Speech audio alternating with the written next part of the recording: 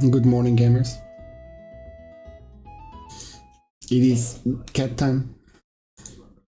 Big fan.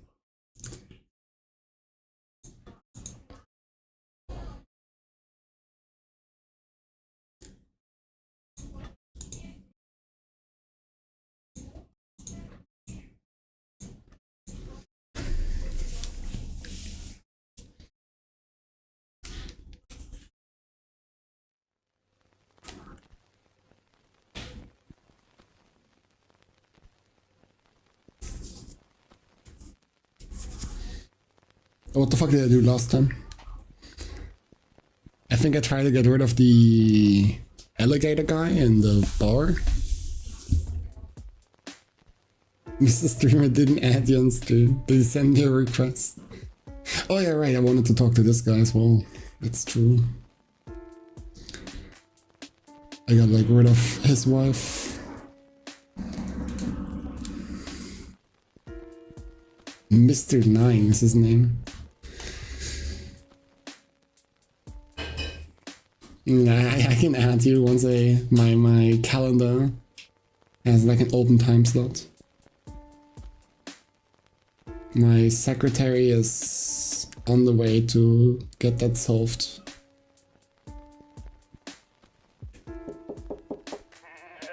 Go away. Leave me alone.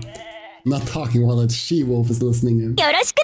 Thank you, EP, for the follow. Your wife's gone. Good news. Your wife mysteriously received some discounted ballet lessons. She's left for class. It's just you and me. Yeah, right. Why should I trust that? Look out your window if you don't believe me. She should be getting into a car right now. Huh. So she is. Oh, that's good. I was scared having her around still. Scared? Why? What did she do? Hang on, just because she's out of the house doesn't mean you're not also out to get me. The one good reason to trust you. I exude protagonist energy. I am very cute. He's pretty cute. I'll give him that. You seen Cool Inventory's guy's stream yesterday? Yeah, that's me, Desolly. Very cool guy. I only play cat games. If a game has a cat, I probably played it. The only reason I would ever touch Nickel Power. Come on, how can you resist? You see these adorable furry cheeks? These big adorable eyes? No, I don't. There's a door in the way. Ah, yeah, that explained why my charms aren't working. I don't think that's a door thing. Besides, it's not just my wife. She's just a part of something bigger, I tell ya. It's a conspiracy. Huh, a conspiracy? Ah, but why am I bothering? You're not gonna believe me. No one's gonna believe me. Nothing about the situation would ever happen to anyone else. You'd be surprised. It's been a hole like this. It's going to sound wild, but this hole in your living room? I've seen one like it before, at a crime scene. But more importantly, it's not the only case I found. The police have another case on file with a similar hole in a building. They did? But you could just be saying that they did. You want the case number? You mean the case number that I'd have no way of checking was real or not? Yeah, that case number. Yeah, you're gonna have to do a lot better than do that to convince me you're not yanking my leash. Did I play Touhou 7? I don't think I've ever played a Touhou game. Besides, even if you're telling the truth, you don't get it. This isn't just 1 or 2 or even 3 weird things happening. You'll just think that's a weird coincidence. Actually, I'm kind of thinking the opposite. It's a conspiracy, man. A capital C conspiracy. Is that how you spell conspiracy? I'm actually kind of bad at spelling. See what I mean? Either you're one of those lemmings who don't see a conspiracy right in front of their eyes, or you're part of it, man. That's an interesting leap of logic. Whatever. Try talking to me when your eyes are open and you realize something bigger than all of us is going on. Right, anything I can do to tempt you out? Maybe a nice plate full of food? Don't need it. I got snacks, I'm good. You sure? I could cook something up with some mouth-watering aroma. Fried onions, maybe? Fresh baked bread? Melting chocolate? Slightly mature salmon fillet? Would any of that smell tempt you to come out? Nope. Not even all together at once? Ugh, especially not all together at once. Fine. Maybe a drink? Water, tea, shot of whiskey? Thanks, but no thanks. I ain't coming out even for my favorite drink. Well, that's good, because I don't actually have any whiskey on me. Whew. I played Soku. I forgot about that. But like outside of, not in like mainline games, is what I was thinking of. Let's start with the basics. How come you've locked yourself away in your bedroom? To protect myself from her. That she-wolf. Well, she's gone now, so you're safe to come out? No, it's still not safe. It's not just her, it's them. They're all out for me. You're probably one of them. I assure you, I'm not part of them. Mostly because I have no idea who they are. Kinda hard to join the club that way. All you need to know, suspicious stranger, is that staying in here keeps me safe from them. All of them. I'm the only person that had this happen. The only animal I can trust, except, well, what? Not you, that's the point. And I'm not coming out unless I know whoever's out there can be trusted. Right, good talk. I'll leave you to it then, and whatever you're doing in there.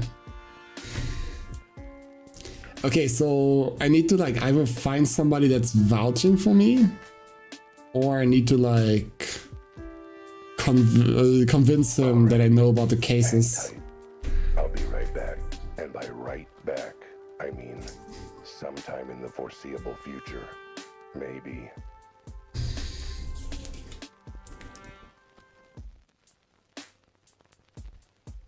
I can still talk to Elma, it seems.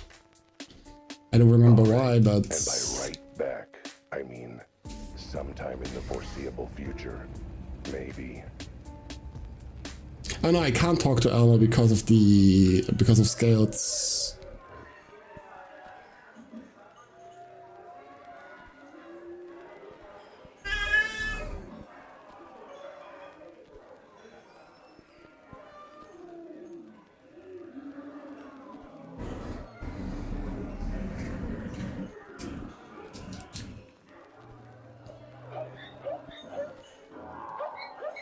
You had nothing.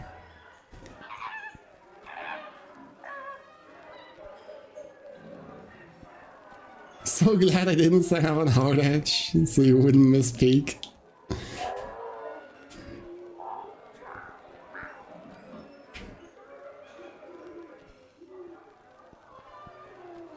I don't know, I think the game is good. I'm not convinced it's peak yet, but it's pretty interesting. It's cute.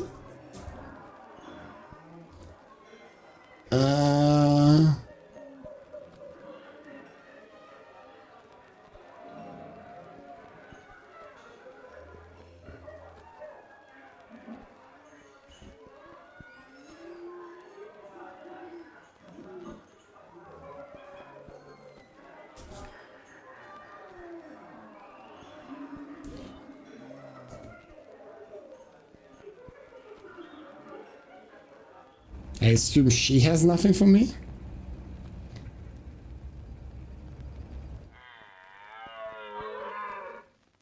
Nope.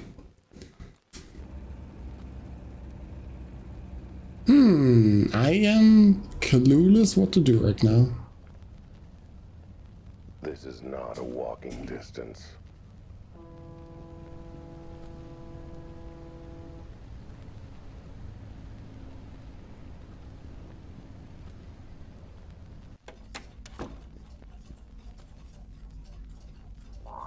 So, what's your name anyway?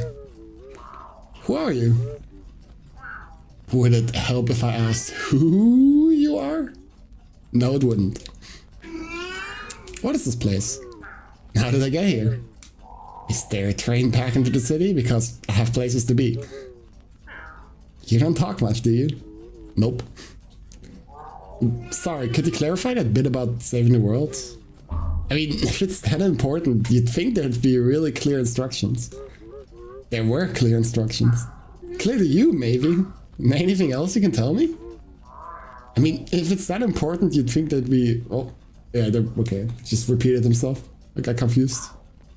So, what's up with the back room anyway? The instructions should clear everything up. Well, they didn't. They really, really didn't. Good talk. Glad we chatted.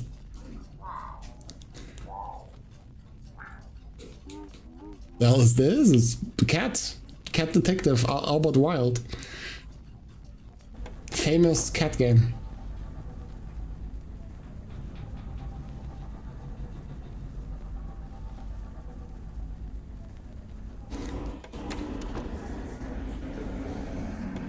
But I am currently pretty stuck.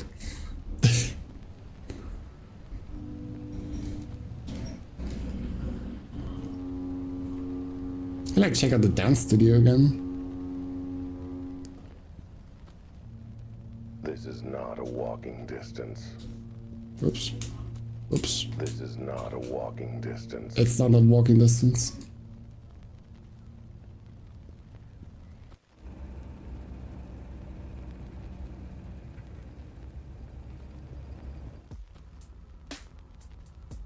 Can I not go over here anymore? I can't, okay. No getting in here. Market's closed and locked off till morning.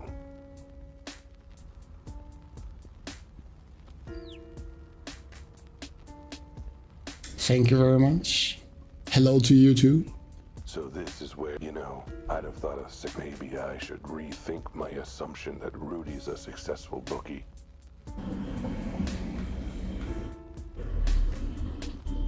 This is the wrong cat game, you think? Sorry, I just like heard this cat game is like all the talk. And I figured this would be the one.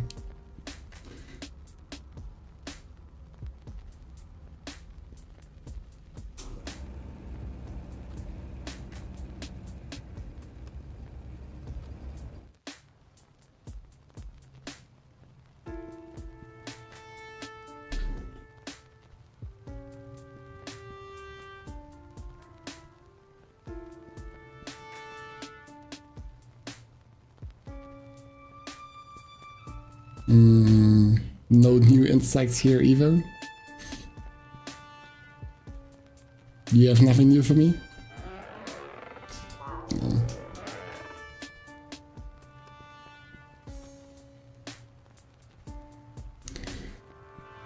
Yeah, only thing I could think of is maybe talking to Scales again.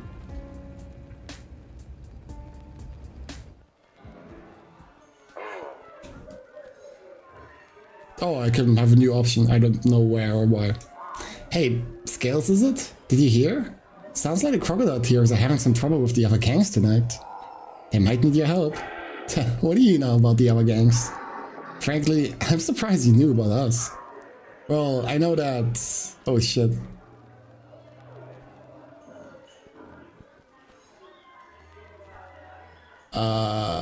God, it's been a week since I last played. The Harry H sounds correct. Wait, they trying to start a fight? I didn't think the boss was that dumb. Well, you know that Orangutan really loves her monkey business, criminal otherwise. You know about Orangutan?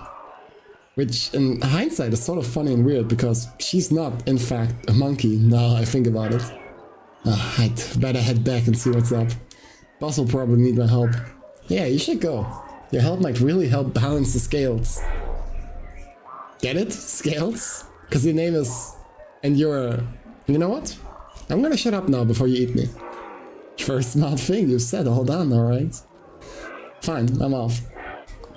Tell the barkeep to put my drink on your tap. Sure will, and... Wait, what? And he exited with effortless cool. I hope he gets gingivitis and cavities someday. Goddamn. That'll learn him. What a threat. Okay, progress. Well, look who's back. Yeah, got some more questions. What do you want to know? So, I found something very interesting in the police archives. Case 4666. Ring a bell? Should it?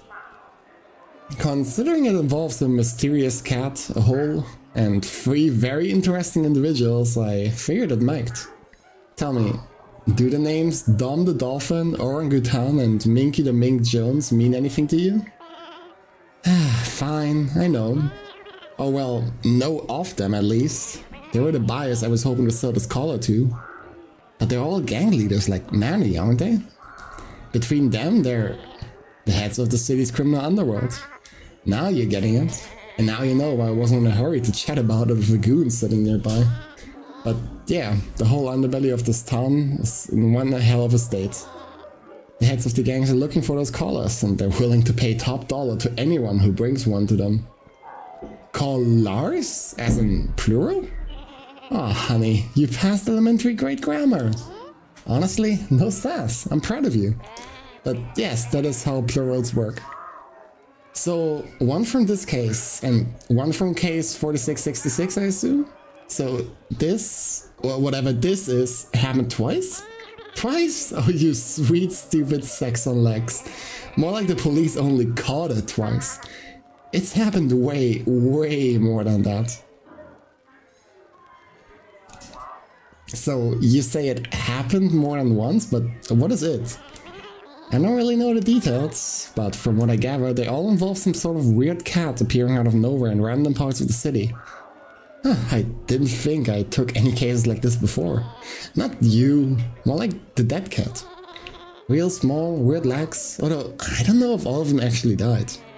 I heard some of them were alive and just went missing afterwards. Bad scene, I say. All of them blew some kind of hole in the ceiling or building when they show up.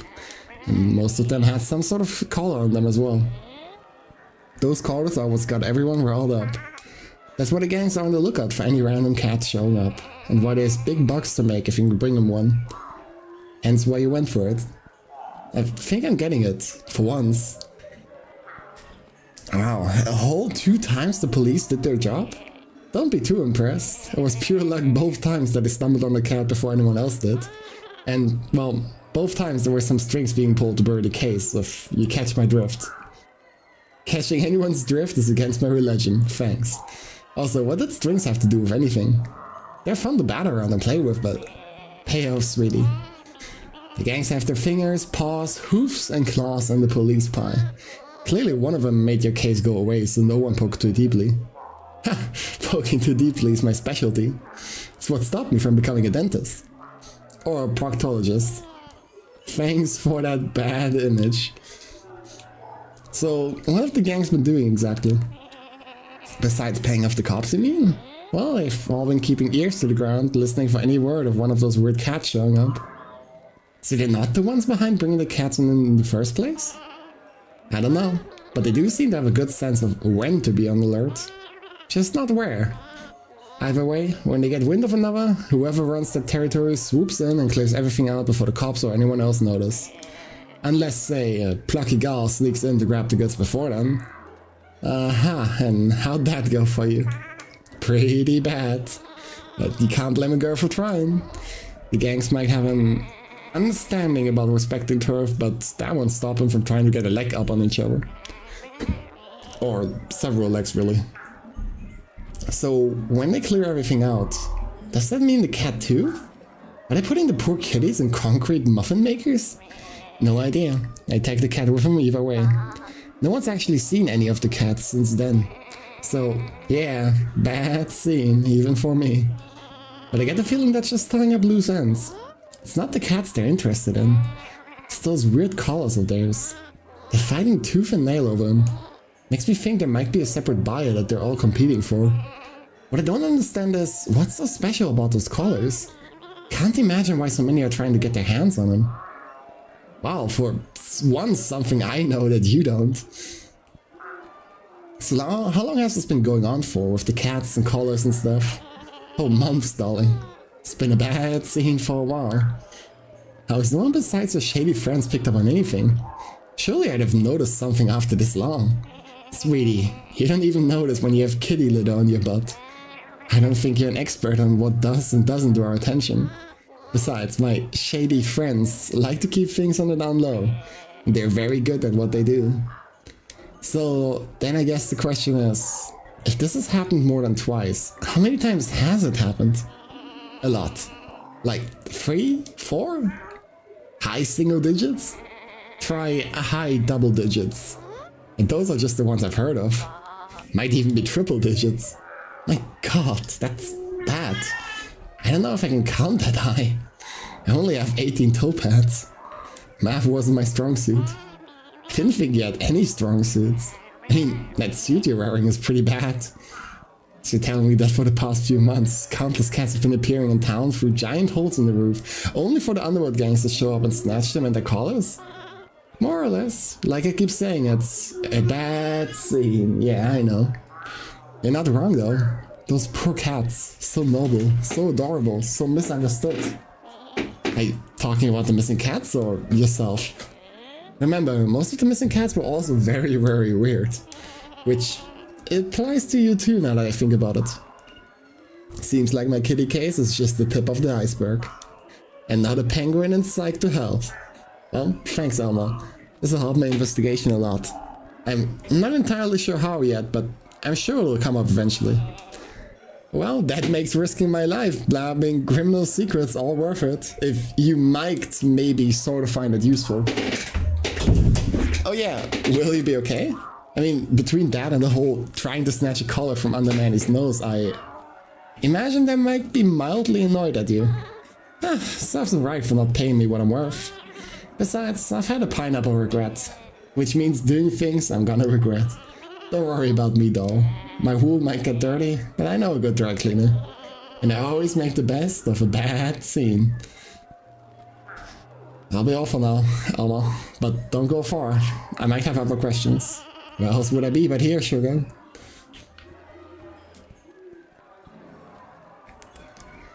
Okay.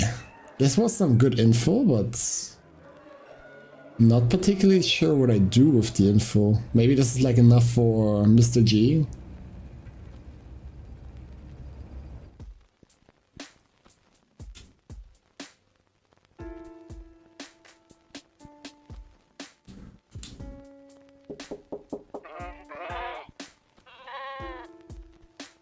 Okay. You know how you said this was all part of a conspiracy? Well, you might be right. Turns out there have been tons of these holes appearing all over town. I told you. What'd I tell you? But maybe you already knew about that if you're part of the conspiracy. Sir, people don't trust me with their lunch money. I don't think anyone would trust me with a large spanning criminal underworld conspiracy. Oh, that kinda makes sense. Wait, did you mention criminal underworld? Yeah, that'd be the conspiracy part. My source says that various gangs in the city have been trying to chase down those holes and look for something. Or someone that appeared along with them. Some of them have been trying to beat each other to the punch or pay off others to go in and steal what they're looking for. It's a bad scene, as my source would say. Wait, what did you just say? Oh, that the gangs are trying to be first to find... No, the other thing? What did your source said? Oh, she said it was a bad scene. Frankly, I feel like it's a bad pun, but you know. Alright, I'll trust you. I'm coming out. Whew, I thought you'd never come out. Now let's get a look at you.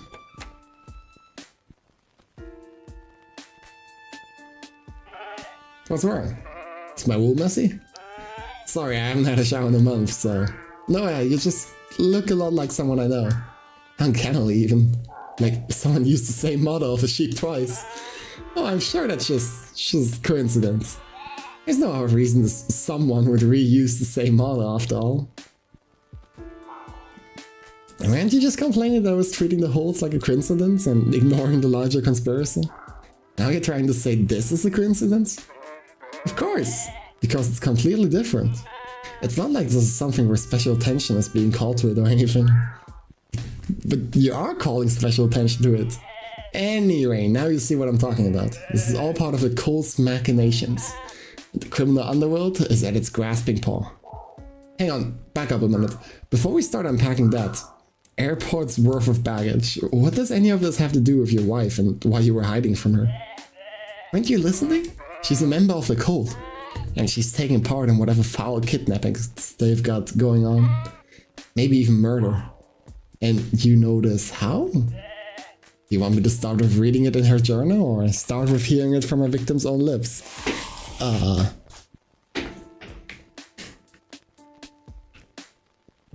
there you go. Anything in here? No.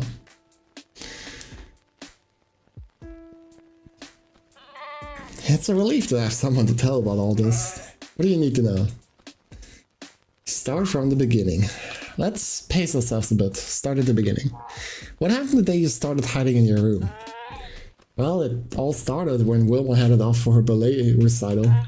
I'd rather be shaved by a blind yak than watch that stuff, so I decided to go out on that time.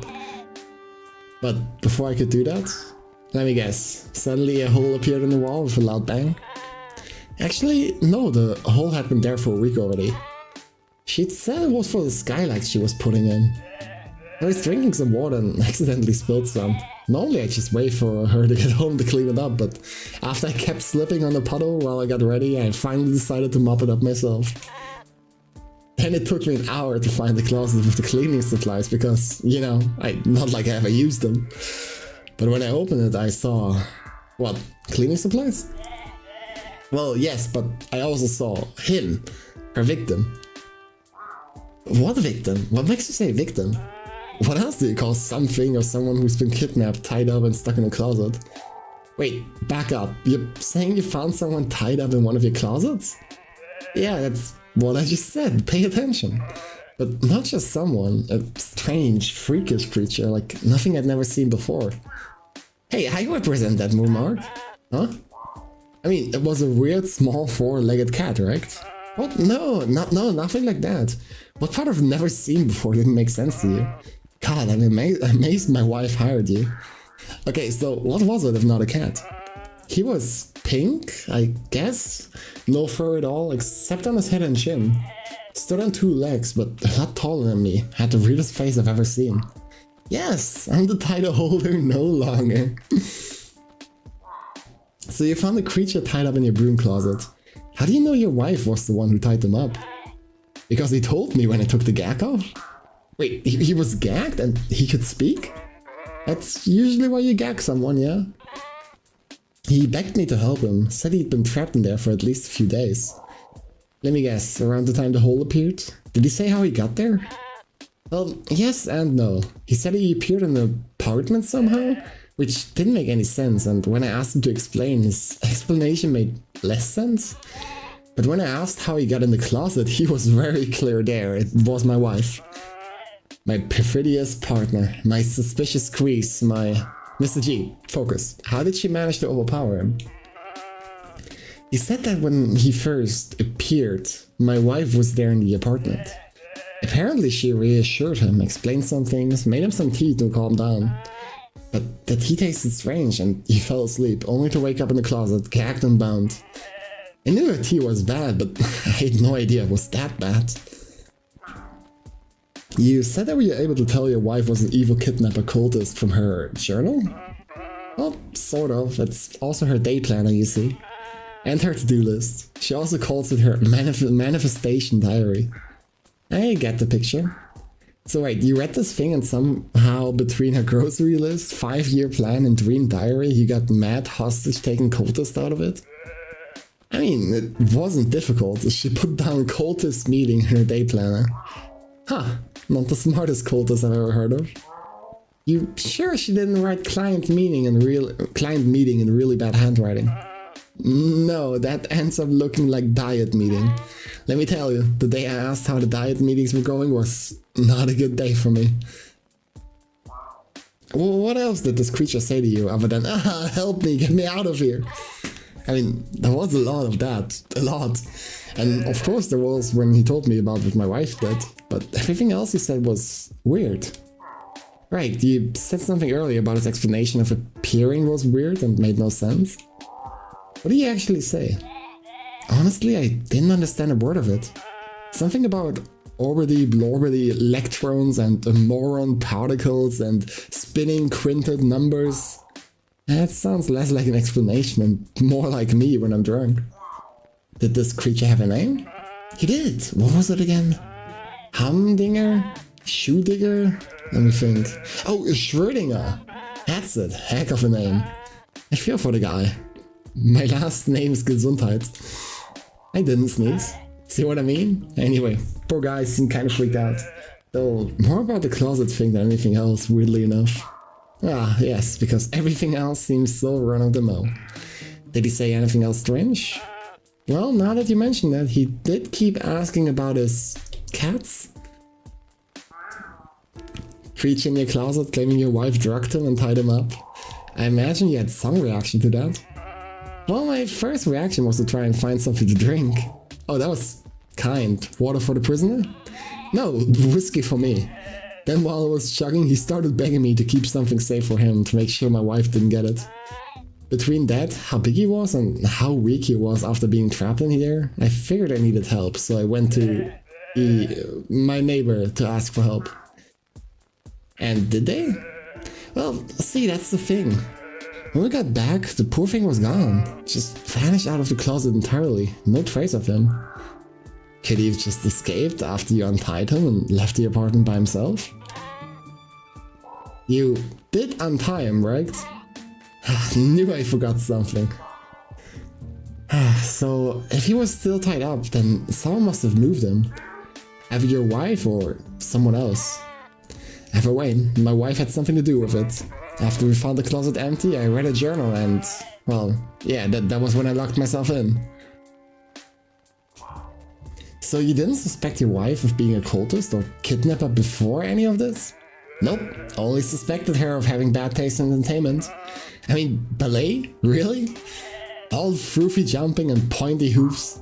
So you're saying that, oh, the giant hole that appeared in your living room didn't maybe clue you in that something was up? I figured she was just one of her redecorating kicks again. Trust me, busting a giant hole in the wall is not the weirdest thing she's ever done. Okay, so you didn't suspect her, but wouldn't she suspect you for being onto her? I mean, if she was holding this guy hostage, surely it would have occurred to her that the reason you freaked out and hid from her was because you found him. I don't think you realize how rarely I do any cleaning. I think that was the first time I'd ever opened the broom cupboard. She probably figured her secret was safe in there forever. Well, hopefully this has inspired you to do more cleaning around the house. Ah, no, I'll just live in filth, thanks. The creature mentioned keeping something safe from your wife? Yeah, he seemed really agitated about it, so I took it with me when I went to go find help. And where is it now? I left it with my neighbor. I trust them and they seemed like they knew how to keep it safe. Who would this neighbor be and where can I find him? I said I trust them, doesn't mean I trust you. Wait, wasn't the whole song and dance about getting you out of the bedroom about whether you could trust me? And anyway, I'm sure it's still saving some of them. Haven't talked to them since I started hiding, mind you, but they're good about this sort of thing. Still don't know what the big song and dance is about though. You'd think that guy would have more things to worry about than some old collar. Wait, collar? The creature had a collar on him? Sure did. Talked about it all the time, but couldn't make head or tail of what he was saying. Mentioned something about looking for some other collars too. I assume the neighbor is Elmer. Would make sense. It's incredible how no one does anything in this world. Somehow everything is pretty much alright. It's a metaphor. Can I recommend the game? You can recommend the game, but whether or not I play it is gonna be a different question.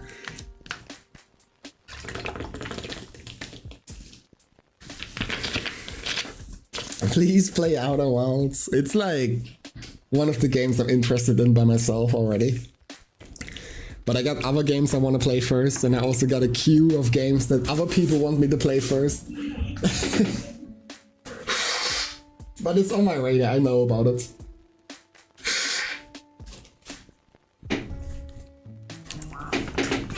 Can I take a look at your wife's journal?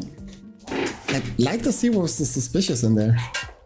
Plus, there might be a hint as to where she took this guy. Over there, steel your mind for the horrors and evil within. You haven't seen my journal. Trust me, my mind is very, very steeled. Hold that thought. I need to check something. I've been stuck in one place for a month. I think I can handle 5 minutes.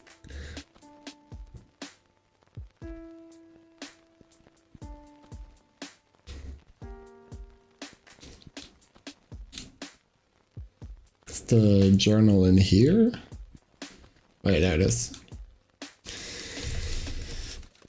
My diary. Please keep out. That means you, Ed. Let's see what's in here.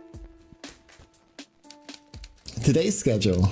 Get up and make breakfast, cleans Ed's mess, finish cleaning Ed's mess in time for lunch, grocery shopping, fur appointment. This isn't sounding particularly incriminating about her being a cultist. Pick up dry cleaning, pick up Jay for cold meeting. Cold meeting, make dinner. See, nothing at all out of the ordinary. Oh, right. Shopping lists. Eggs, bread, milk, grass for Ed. Ethically sourced meat for me. Unethically sourced meat as a treat. Tea, sugar, sleeping powder, odorless, tasteless. Rope, blindfold, gag. Keep for later fun with Ed. Cleaning detergent, incense, knife, new cloak, black. Sandwiches for tomorrow's cold meeting. Reminder, J dislikes mustard and M hates mayo. Oh, also cupcakes? This doesn't... okay. Wow. This is some dark, evil stuff. I mean, she went and got store-bought cupcakes for her secret cult meeting instead of home-baked. That's fucked up. That woman's a monster. My personal goals and manifestations. Wow. She even used glitter pens on that last word. Finding happiness in my comfortable home. Tell Ed to clean his own mess for once. Earn enough money to afford ballet lessons. Twist the laws of reality and morality to serve the members of our cult of greatness and to enrich us with wealth and power beyond our wildest dreams. Spend more time in the great outdoors. Take up knitting. That seems pretty regular. Dear Diary, exciting day today. I was cleaning up yet another one of Ed's messes when, wouldn't you know it, some strange guy suddenly appeared out of a hole in my living room. I know, I can't believe it either. Aren't I the luckiest? He said he was looking for some cats and their collars. Apparently they have some sort of power. Naturally, I did what any smart lady would do in such a situation. Drugged him, tied him up, and stuck him in my closet. I'm a genius. After all, he might be exactly what our cozy little cult has been waiting for all these years. The ticket to everything we've dreamed of. We'll tell the other members of the ritual tomorrow since I'm already bringing potato salad. May need to ask Jay to help me move him. Luckily, no one will ever find him. It'll be a cold day in hell when Ed actually opens the broom cupboard. Dear Diary, what a day. I'm so excited. After longing for it so long, I finally got to see the latest production of Swan Lake. Hooray! It was absolutely indescribable, just like the other 20 versions I saw. I've already bought tickets to the next one. I've heard it might involve a goat. I also took advantage of dear Ed being out of the house with his friends and finally got my house guest moved to the Cold HQ. Whew, one last chore around the house. Everyone was really excited about our visitor and agreed we should keep him at the mansion. Whew, he was heavy to carry though. Thank goodness Jay came along to help. We got him to the cold meeting and had quite a lively interrogation. It was quite late when he got home and dear sweet Ed must have already gone to bed, innocent as a lamb. But the silly sheep left the door unlocked. Oh dear. This one's dated for today. Things I'm worried She about. must have written it before I showed up. World hunger and poverty, the price of eggs. I respect this lady's priorities. Whoever the other cult members would like to buy a bag for tonight's meeting. Where the last 2 callers I've gotten to. Oh, 2 more. And I have 1 of them. We have 3 of the 5, but the first one is still missing and M ended up losing the 5th. How are we supposed to achieve our goals without them? My poor sweet Ed. I wish I had the foggiest idea what's bothering him. I can't think of a single thing that could explain why he's suddenly so scared and defensive of me. I'm massively overpaying for Detective Wald's talents. Getting a bargain more likely. But wait, M lost the fifth? Could that be Mantis? Do I have the fifth caller? That's everything. Call me a crazy cat, but I'm beginning to think this lady might be a cultist. He's crazy. But hang on. Today's schedule, tomorrow's meeting. All of these entries are dated, meaning I can tell when these cult meetings are happening. Looks like they happen every week like clockwork. Using my deductive skills, I can work out the next one will be tonight. Holy shit, he's so good. Goosebumps. Or I could have guessed that from the entry from today that mentioned tonight's meeting. Sure, I guess.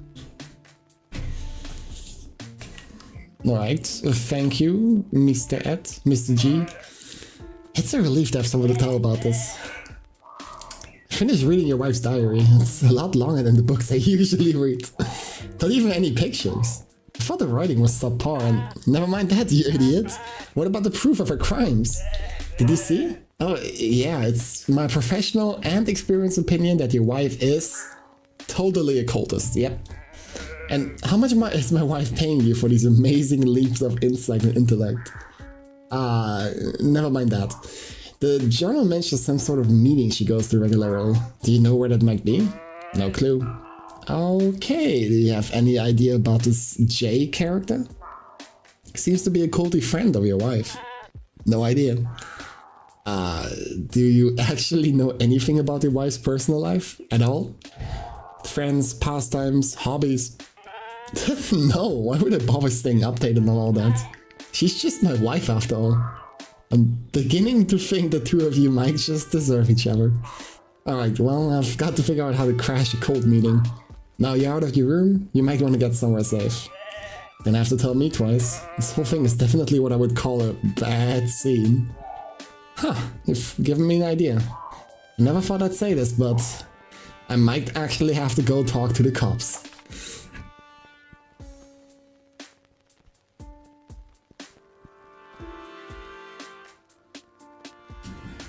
So Mr. G's wife is involved with something sinister, and more callers are showing up. But that's not what's got me thinking. Two things are bugging me. One, I have a big itch on my back that I just can't reach. Relatable. And two, Mr. G's a sheep, which would be fine if Elma wasn't a sheep as well.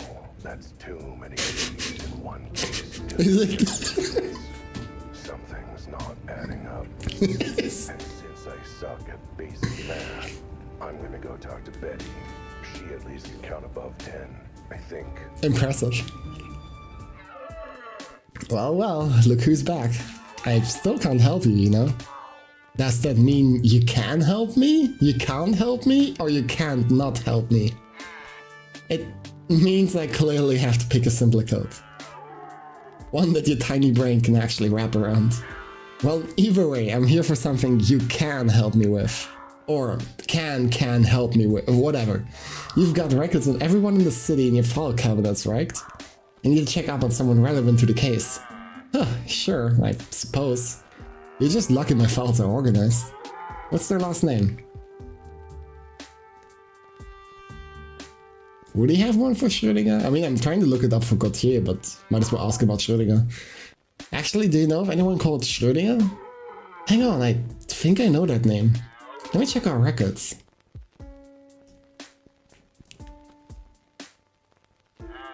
Yeah, he's a physics professor at the local university, apparently. Talks a lot about things like...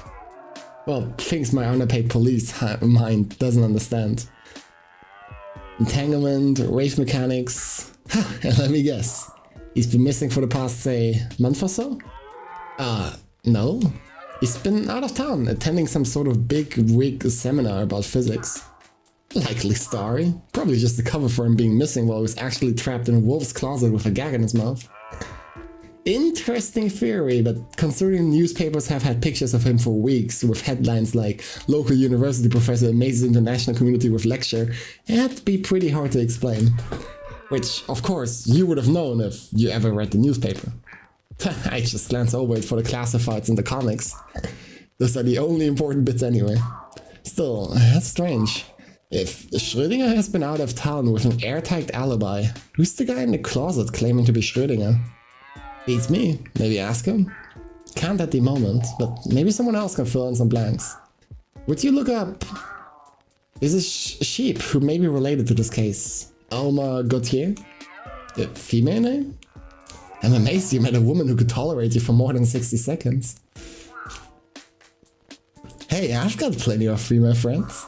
Some of them even tolerate me for more than 90 seconds. Anyway, do you have a file on her? Let me check my drawers.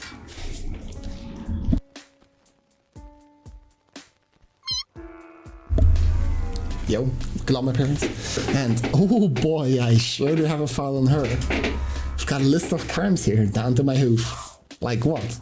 Stealing, kidnapping, murder? More like 20 cases of is a femme fatale in a noir drama, so is clearly guilty of something or other. Well, that and the petty theft, fencing stolen goods, blackmail, solicitation, and taking candy from a baby?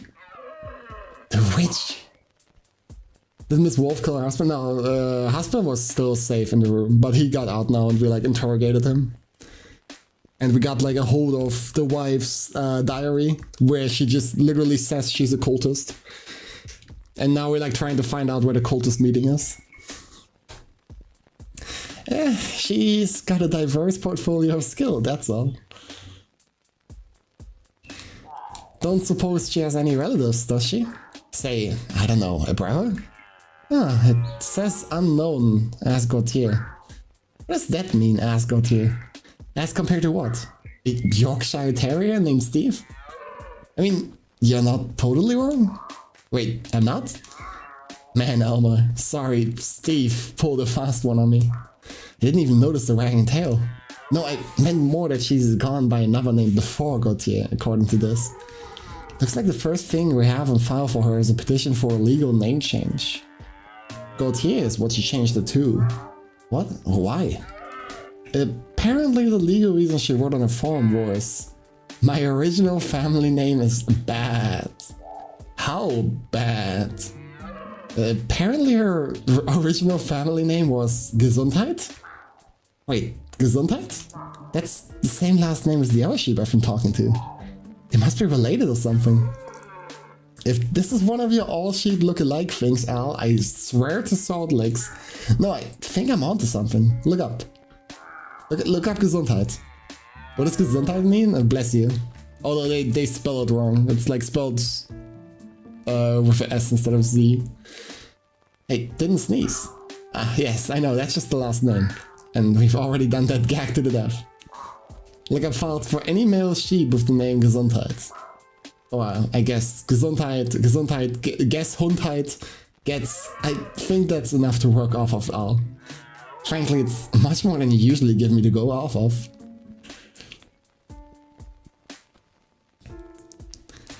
Ah, here we go. Mr. Gesundheit, the system for parking violation, was blocking a zebra crossing. Poor zebras.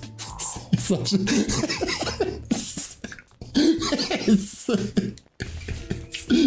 a stupid joke. Let's see. Yeah, it's definitely him. Who? My client. Well, more like husband of my client. Long story. What does this file say? Let's see. Works in an office. Occasional arrests for public drunkenness, but who doesn't have those in this town? Family connection. Says he's married to a wolf. Mrs. Gesundheit? Yeah, that would be my client. Or my suspect? It's a bit complicated. Any other family members? Oh, looks like his parents are deceased. Only living relative is a half-sister. Gesundheit. Gesundheit. Oh my Gesundheit, I knew it! I knew they were connected somehow. Mr. G's half-sister Gesundheit. It's Elma. Elma and Mr. G are siblings. Wait, you mean your stupid insistence that every animal knows every other animal of the same species actually paid off for once? What can I say? Well, a genius. It's part of being such a master detective. Okay, master detective. So what are the implications of those two being related? Well, obviously that's, I mean, clearly they That was like the first thing I was gonna ask after this dialogue. Like, what do I do with this information? I don't know, actually. This is my surprise face. But you know who would know? One of the siblings in question. I need to go talk to them and find out what's up. Now, I suppose that's fair. At least you're doing something that could be vaguely mistaken for detective work if you squint at it, which is more than the police department is doing. Hey, you helped tons. Or you didn't help. Because you're not supposed to. You're really totally unhelped. That's... You know what? Whatever, I'll take the compliment. Go see these two witnesses and see what they say. Who knows? It might even have something to do with the case as opposed to weird serendipity.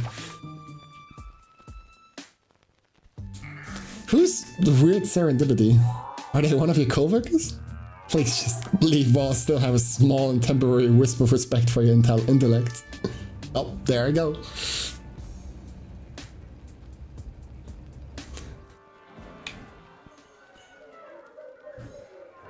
The rest of the people left.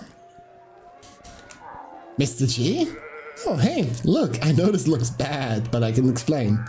What are you doing at the bar? I thought you were in hiding. You know, the whole locked in your room for a month thing? And do you know how hard it is to get good booze when you're locked in your bedroom? And I figured now that it was safe to come out, I deserve to drink. Or 2. Or 10. Making up for lost time, huh? It's been a bad scene. I don't blame you for wanting a drink. It sure has been a bad scene lately. Yeah, it sure has been. Mind you, it's been a bad scene for a lot of different animals, hasn't it? Cats, flamingos, sheep? Yeah, sure has been bad. See, I know you understood that, because as soon as I talked about how much had been going on, you opened the door and talked to me. More specifically, as soon as you heard me talking about how it had been a bad scene for everyone, it was like my words alone made you realize that I talked to all these animals in the bad scene. Or maybe just one particular animal in the bad scene. Do I have to keep saying bad scene for you to... Enough, I get it. You've made your point. Yes, I did recognize who you heard that from. So yes, Elma's my house sister. Same RAM, different... I do not know how to pronounce that. We're not super close, but we have each other's backs when we're in trouble. Like, you know, 1 month ago, when I reached out to her for help. So what happened? I assume she was the friend you mentioned who helped you before? Yeah, after I found the creature in the cleaning cupboard, I knew I needed help to get him out of there, and it had to be someone I could trust completely. I called her and arranged to meet her that night. Explained who I found, what he told me about my wife, everything. She agreed to take the guy back to her place and hide him where it was safe. But by the time you two got back to your place, the hostage was gone? Exactly. At first she accused me of setting up a stupid prank, but she saw the hole and my wife's diary. That's when she told me to barricade myself in my room. You is pronounced you. The more you know. She'd take care of everything else and come get me when everything was safe. Which she didn't. Meaning she's either the world's worst sister or things weren't safe. Or maybe even both. Elma sure seemed to know something about those weird appearances and things. Did she already know what was up when you reached out? Nah, she'd never heard of any of this before. She didn't believe me at first, what with all that talk about collars and weird holes. Well, you know, some animals have certain tastes. No, I mean the guy's collar and the big hole in the ceiling. You tomcats. So she never had heard of anything like this before and knew less than you did? Well, it certainly started that way. I got the sense that you might have found out a little more later on, though. So, you saw her a month ago when you tried to help the kidnapped creature. What about after that? Well, you know, I wasn't exactly being that social, considering I was locked in my room the whole time. I mean, you could have always tried smoke signals or something.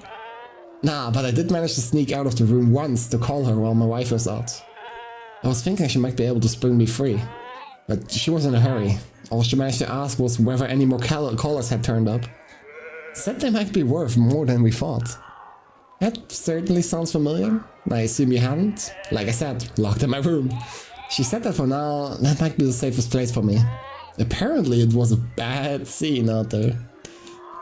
So, was the whole bad scene a code between you and Elma that I could be trusted or something? No, nothing like that. It's just how Elma talks about her little side gigs, if you catch my drift.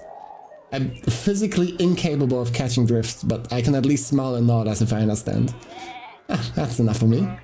I figured when you said it that you'd at least talk to Elma, and if she told you what was up, that was probably enough reason to come out and talk to you. So it proved that she trusted me, so you could too? Trust is a strong word. Let's go with considered you vaguely useful enough to actually loop you in on some info. Hey, I'll take it.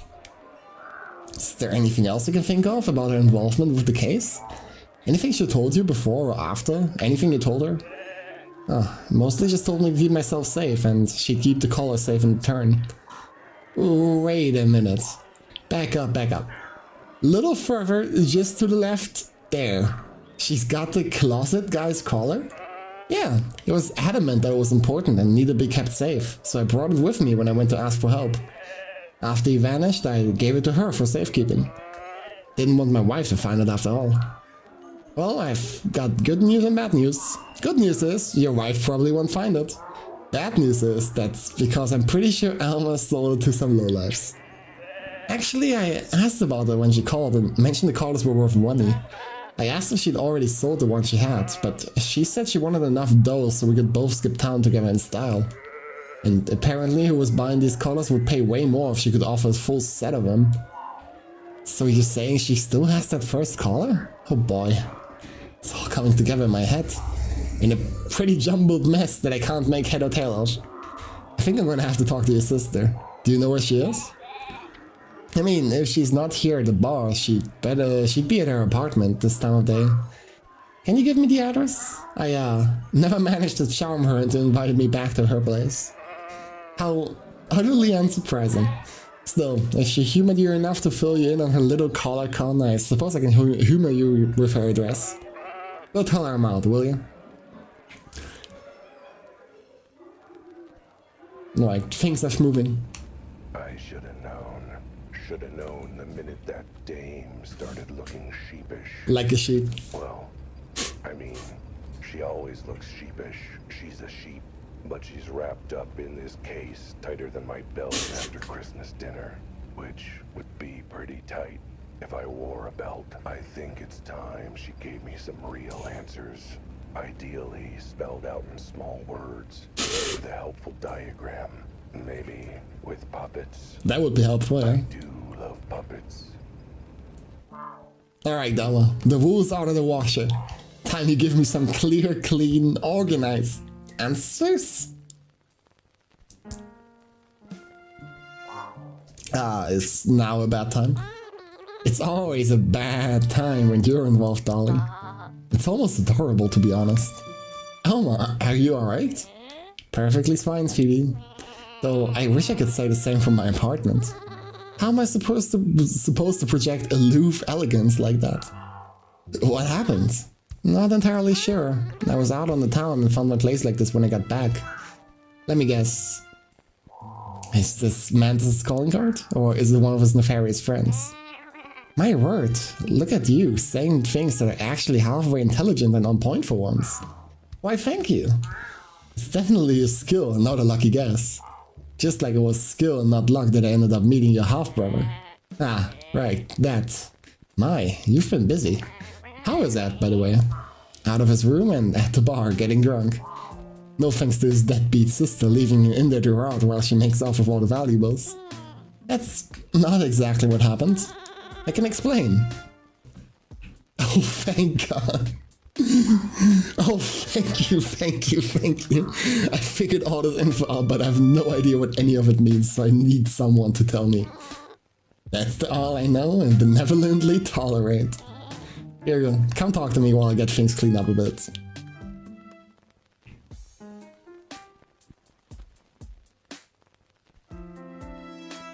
I assume they were looking for the collar.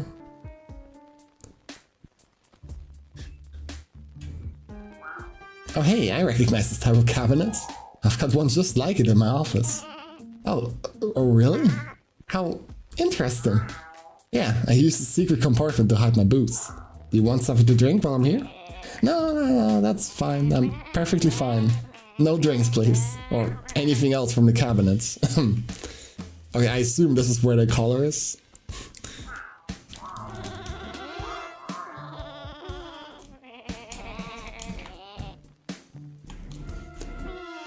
I suppose you've got questions for me.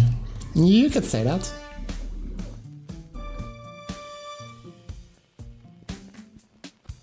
Okay, I was gonna I would directly ask for the collar, but not an option.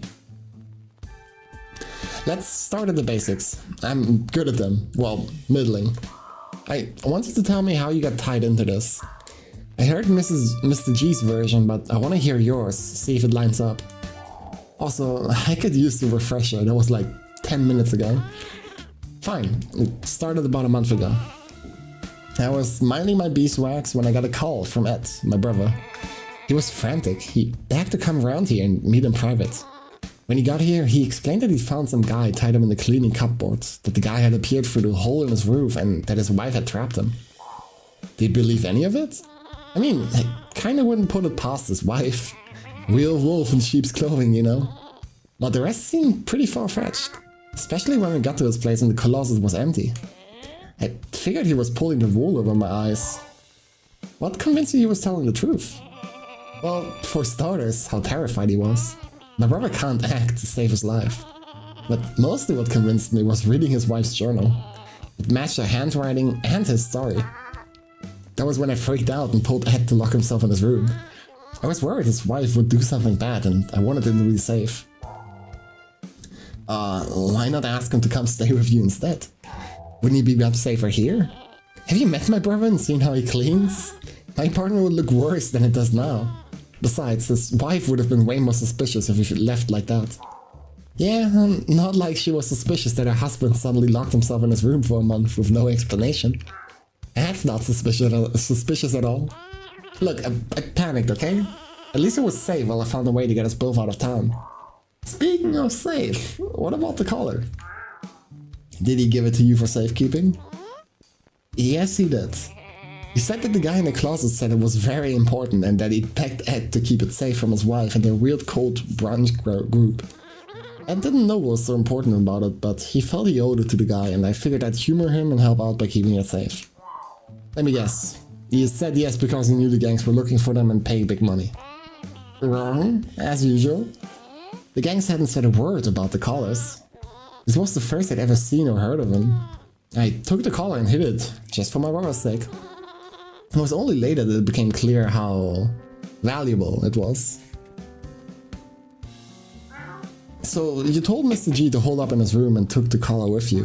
What happened next? I assume you had some sort of plan? I was gonna arrange for both of us to get out of town. Between my sister-in-law and the kooky cold family, I figured Ed wasn't safe here and neither was I. But holy God, do you know how much bus tickets out of the city cost? I swear the trolley companies are fleecing us blind. Tell me about it. I tried to go on a trip once and the return ticket would have cost me both my kidneys. At least since we're going one way, it'd only be one each.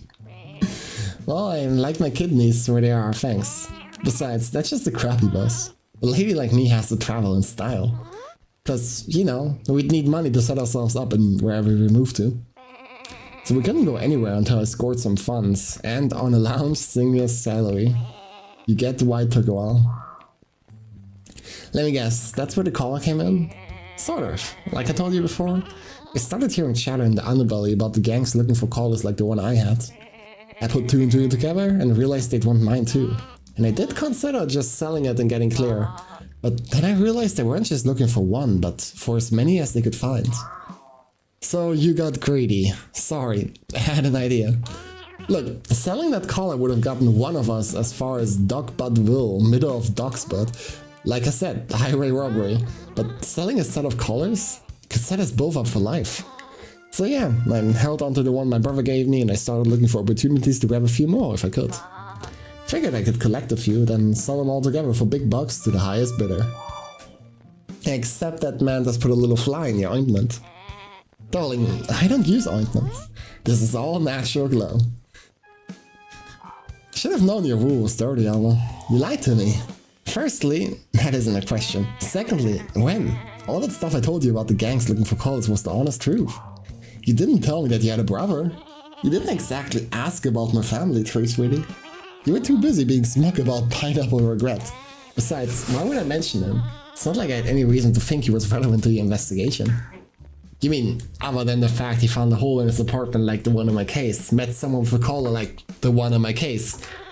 Okay, maybe there was some reason to think he might be relevant. My point is, you made it sound like you only heard vague rumors from your contacts. You never mentioned you actually found the collar and learned about what was going on. Is this case over? Not quite, no. We still need to find the other collars and like figure out why they exist.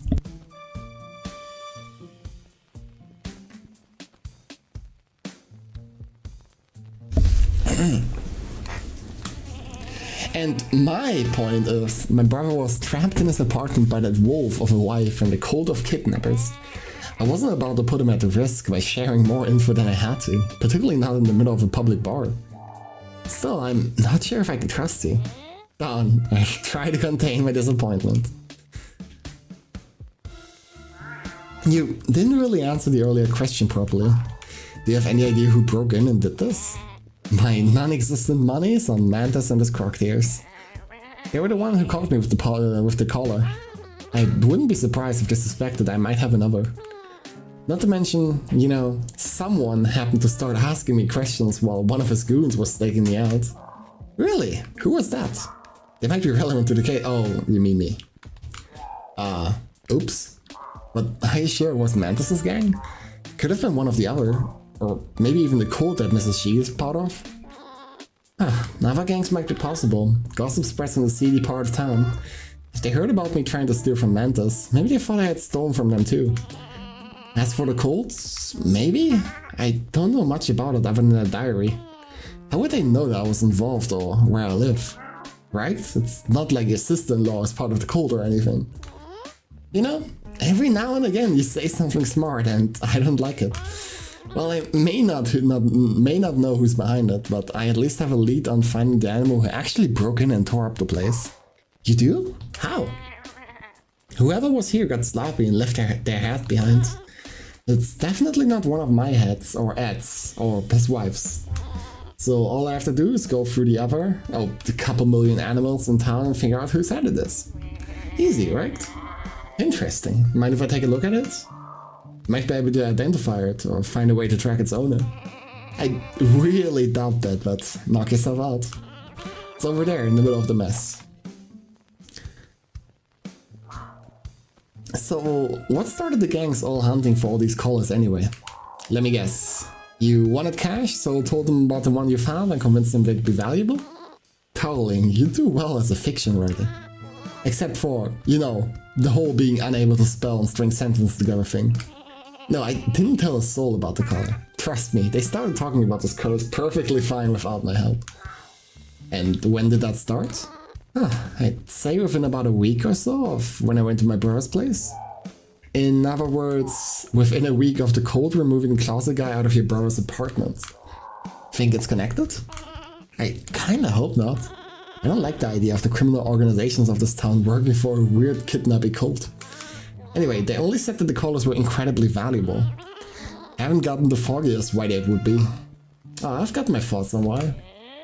But they did also say they were only expecting a limited number to show up, and they would pay a premium to get every single one. So what about us cult your sister-in-law's hanging out with? Do you know anything about them? Not really, no more than my brother did, I suppose. But clearly they're up to no good. Who sticks a guy in a closet for weeks and takes him somewhere else? Well, there was this one time in school when one of the class clowns locked me in a closet for a week. I don't believe it. What, that I was stuck there for a week? No, that you went to school. I totally did, and this guy locked me in the closet. Well, okay, he didn't lock anything. I just didn't know how to open doors, so I sat there for a week. See, that I do believe. But as for this cult, any clue as to where they might have taken that guy in the closet? Which part of I don't know anything didn't make sense to you? probably wherever they're holding their meetings. Wherever that might be. Ah, so if I can find the hideout, then I can solve the mystery. Somehow, I guess. I don't know, it's as good an idea as any others I've had. That's not a ringing endorsement. So you've had one of the callers with you for a while. What do you know about them? Next to nothing, really. Apparently the guy in the closet explained it to Ed, but Ed didn't understand a word of it, and neither did I when he tried to remember it. Apparently they've soaked in, what was it? Precipitation? Participles? Oh, particles! That's it, some kind of particles. But really, it just looked like a really boring, ordinary caller. So you never figured out the little trick you can do? What little trick? Oh, nothing, just something that probably would have helped with your money and transportation bills. Well, anyway, I take it the gangs weren't forthcoming either about why they wanted these things. No, only that there were a certain number and that they were looking to collect every single one. That's why I figured I should get as many as I could. Get a better price. Ironic, and now you've got no callers at all. First, that's not what irony is. Second, actually, yes I do. Wait, what? Wait, back up. Did you say you still have the collar? Of course, I'm not a lost little lamb, darling. I made sure to hide it where nobody else would ever find it. Where? Yep, not really understand the point of a hiding spot, are you? It's to make sure nobody finds what's there. Telling you would defeat the purpose. Well, I'm a nobody, so that doesn't mean I find what's there. I'm not telling you where I hid it. Good luck finding it. I've got other things to check on. Stay here in case I think of any other questions. Where's the head supposed to be?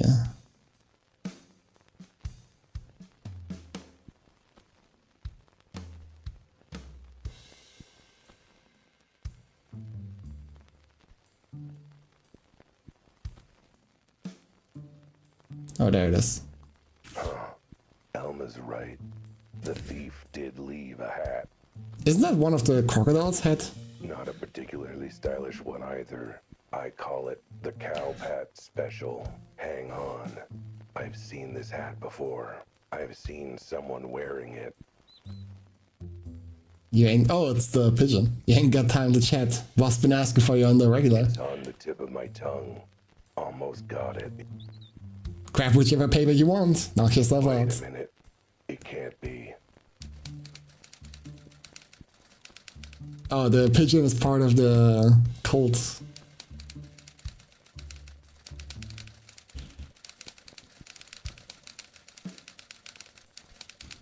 Then Jay is. It's Jimmy. Not Jimmy. Oh my god. The thief. The one working with the cult. It's Jimmy. Fucked up. I didn't think it was the Jimmy. It was a stool pigeon. Or, well, the opposite, I guess. I should tell Elma who did this.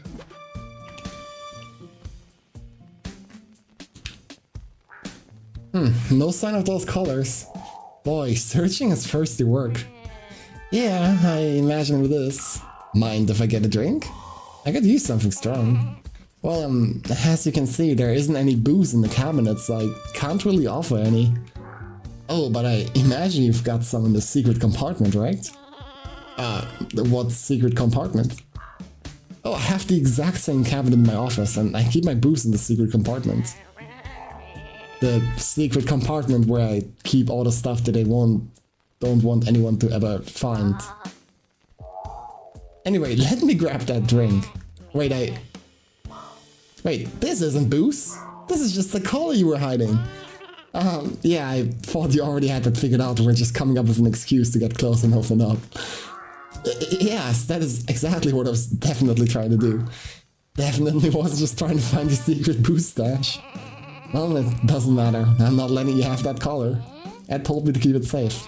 And besides, it's mine and I earned whatever cash I could sell it for. Nice try, but I need it as part of the investigation. It could crack the case wide open. I don't care about the investigation. I care about my brother and I. That money? So I'm not handing it over to you. Let me put it this way. Whoever's behind this has already proven they're dangerous enough to absolutely wreck your place looking for whatever collars you have, right? If they think you still have any, then next time they might try and do worse to you.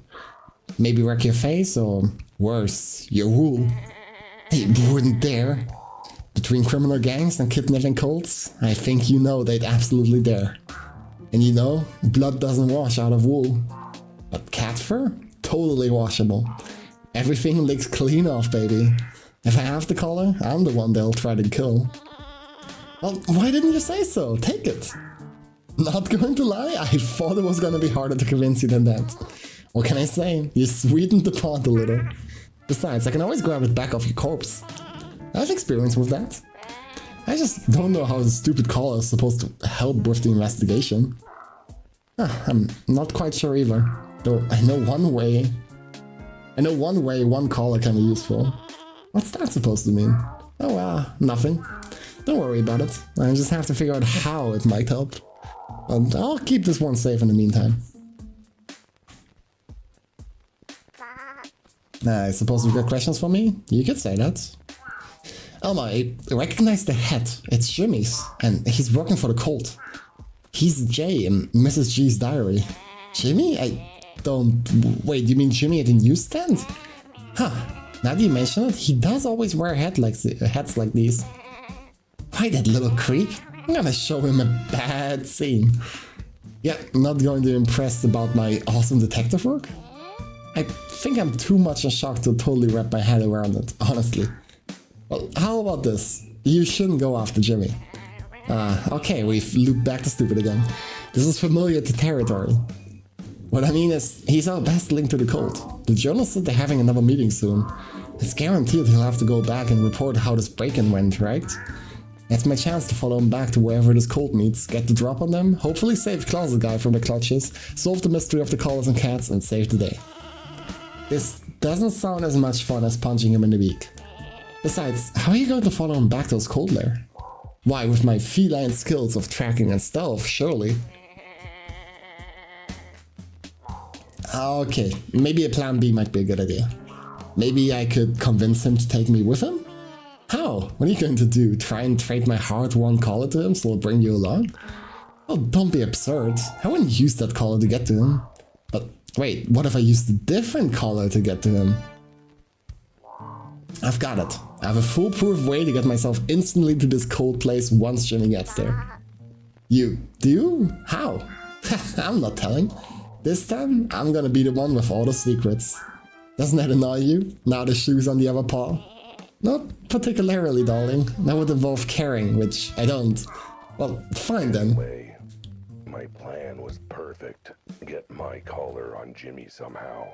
Wait until he's left for the cult meeting. Then use it to teleport to his location. Now all I have to do is figure out how to get the collar on him. But how to do it? Hello, you there? Pat him on the back and tape it to him. No. Catapult it onto his neck. No. He's monologuing again, isn't he? God darn it. Boy, coming up with brilliant plans is hungry work. I'm starving. I could use a sandwich. Wait. That's it. Elma, can I use your kitchen? I need to make a sandwich, quickly. You know, sometimes the way your brain works terrifies me, sweetie. You know what? Fine, go ahead. Make me a sandwich while you're at it. The kitchen's right through there. Hopefully it won't be too messy.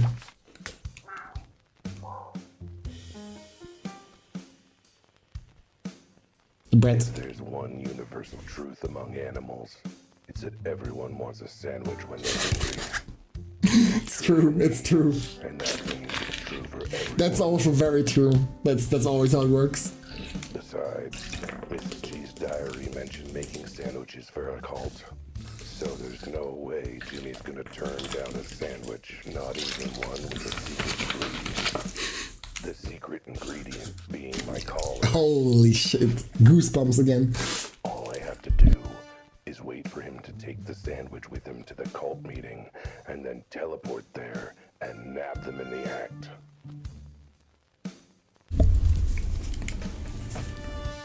But first, I have to make the sandwich. It has to be a sandwich tasty enough for Jimmy to take it with him. but not so tasty that he bites into it and gets a beak full of collar. That's a hard balance. And it's gotta be thick and sloppy enough to hide the collar. So, to start, let's go with...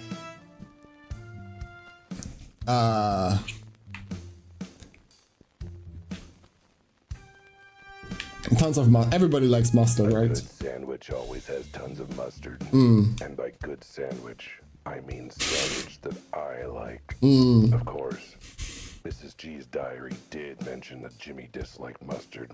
Fuck. He's a bad guy, and therefore wrong. So, tons of mustard now to add. Looks like this small, wilted cabbage is the only veggie Elma I has. feel like this might not be a good sandwich. I guess sheep go through their veggies pretty quick. Cabbage is basically the same as lettuce. Yeah, they look the same, so they're like basically the same. That's true. Totally. I'll just stuff whole leaves of it in.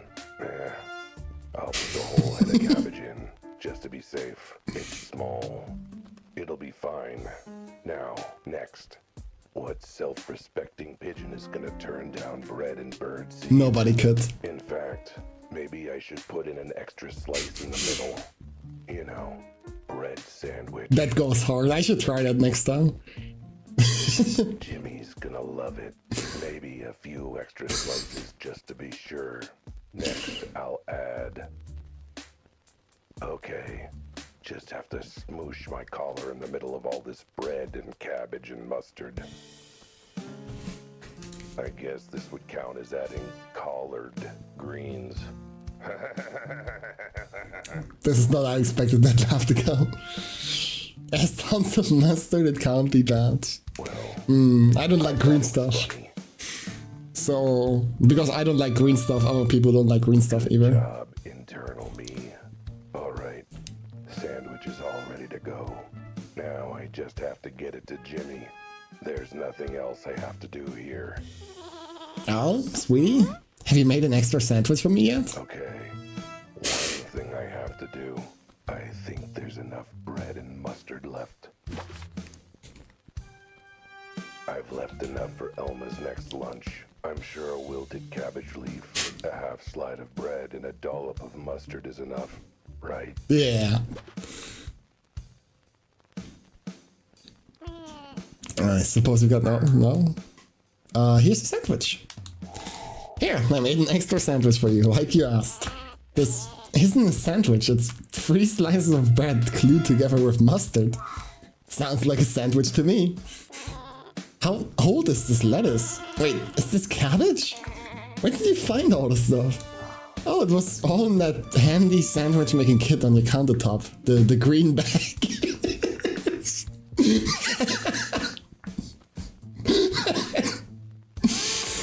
I realized that was my garbage, right? All my old and out-of-date things. As opposed to, you know, all the very nice ingredients in my fridge. Did you even open my fridge? Can't say I did. But it's all good. I'm sure your leftover stuff will make for a great sandwich. I think this cabbage leaf has gained sentience. Alright, I've got my sandwich and my plan to track down the cult. What about you? Will you be okay? Oh, you know me, darling. I'll be fine. This wool of mine washes clean. Maybe you should go check on your brother at the bar. If I don't take this weird, maybe cold, maybe gang down. Which you probably won't. You two should get somewhere safe. Alright, I'll go join him as soon as I'm done here. We may not have money to skip town, but we can at least hole up somewhere in the meantime. And Al, I can't believe I'm about to say this, but thanks for your help. You're welcome. So that means I'm not on cleanup duty here, right? Just go, okay? What the hell? What is concerning Where you? it all started. It's peak video game. To the bird. AVR origin story. Neighbor that got me onto this case to start with. I should have known. Can't trust anyone in this crazy town. Backstabbing, underhanded, criminal lowlifes. All of them. I'm the one bringing them all to justice. Shining a light on whatever weird, criminal, culty ring has got its claws into this city. Just wish, you know, justice and truth paid a bit better. But is it Cat Detective Albert Wild? In a wild game like this, you can never trust. It could be anyone, really. Oh, it's you again. What do you want, Cat? Where's your boss? I don't see Rudy around. It's cause he's not around.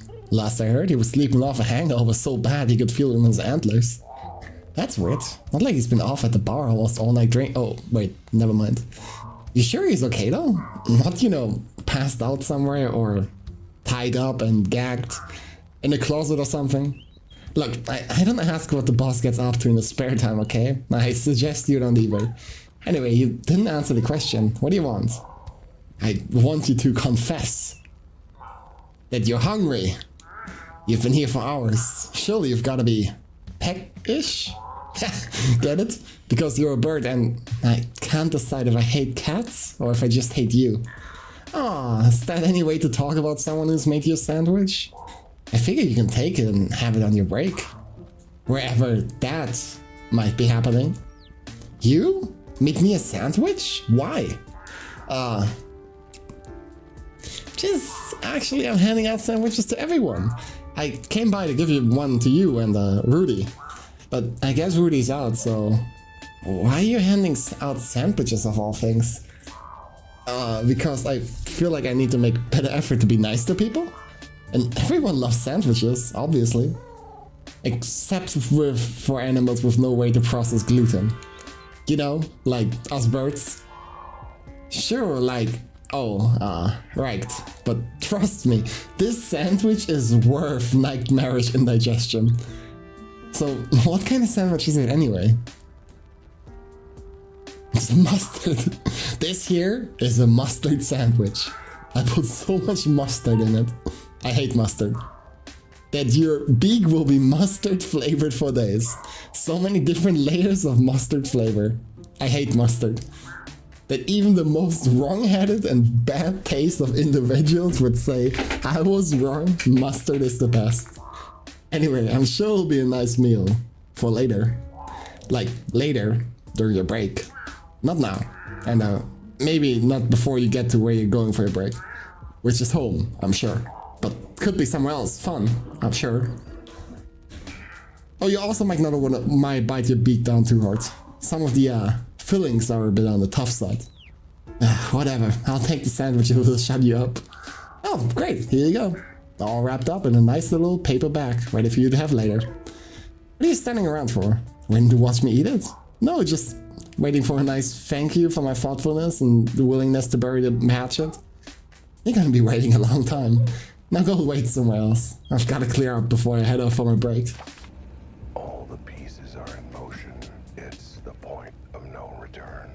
The moment when the facts come to light and the case solves itself. The moment when I'm finally able to figure out what the heck is going on. Sometimes, partly, bits and pieces. If that. A tiny bit, we're hopeful. Jimmy's got the sandwich with the collar inside it. By now, he'll be on his way to the cult meeting. If he isn't there already, planning ritual kidnappings and home break-ins is hungry work. Obviously, he'll want to bring a tasty and filling sandwich to their hideout to munch on. Nah, Glom, I'm very willing to bet the sandwich is gonna be in the trash. Just a hunch. Meaning I can teleport there via the collar inside. And once I'm there, all I have to do is bring the entire cult to justice. Expose their ties to the criminal underworld. Save the closet guy. And get justice for that poor dead warehouse kitty. I have no idea how I'll do all that. But I'm sure I'll figure it out as I go along.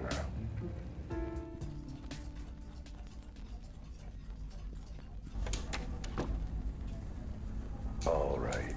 Jimmy should be wherever he is. Deep. Wherever that may be. Deep. I've got no clue where he will teleport me to. Not quite as deep, but still deep. I flip this switch, and there might be no coming back. Not without a long, long walk.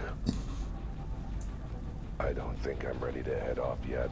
I've got things to do, people to see, a litter box to fill before I get caught up in stuff, you know. stuff. Is there anybody else I want to talk to? I finished like all the quests.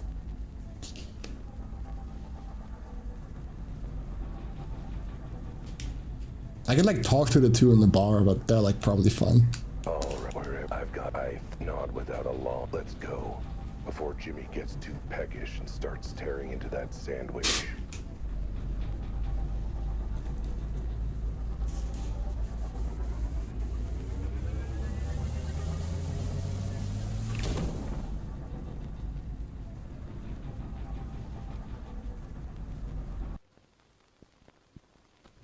Oh? Whoa. What the? That's not the trash. What is this place? What is that stuff on the trees? Why are they green all of a sudden? That's weird. Connor, what the fuck? And how do I even know what green is? Well, if it's in color, this place has to be important, right? That's how it works. This must be the cult hideout. Seeing as Jimmy definitely would have taken such a nice sandwich all the way to HQ for their little meeting. He definitely wouldn't have thrown the sandwich away out the window of his car. Like it was garbage. What the heck? How could he toss my pomade sandwich like that? I spent minutes getting a way to make that.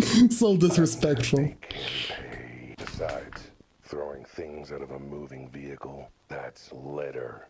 I can excuse cult rituals and kidnapping, but litter is where I draw the line. Thank God the city has some justice. Better keep this safe. It seems to end up in the garbage otherwise. Now, to find where Jimmy went, I'd better be careful.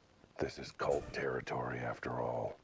The whole forest could be crawling with cultists. Anyone I bump into is likely to be working for the cult. I'd better keep my cat's eye peeled. It's like a cemetery?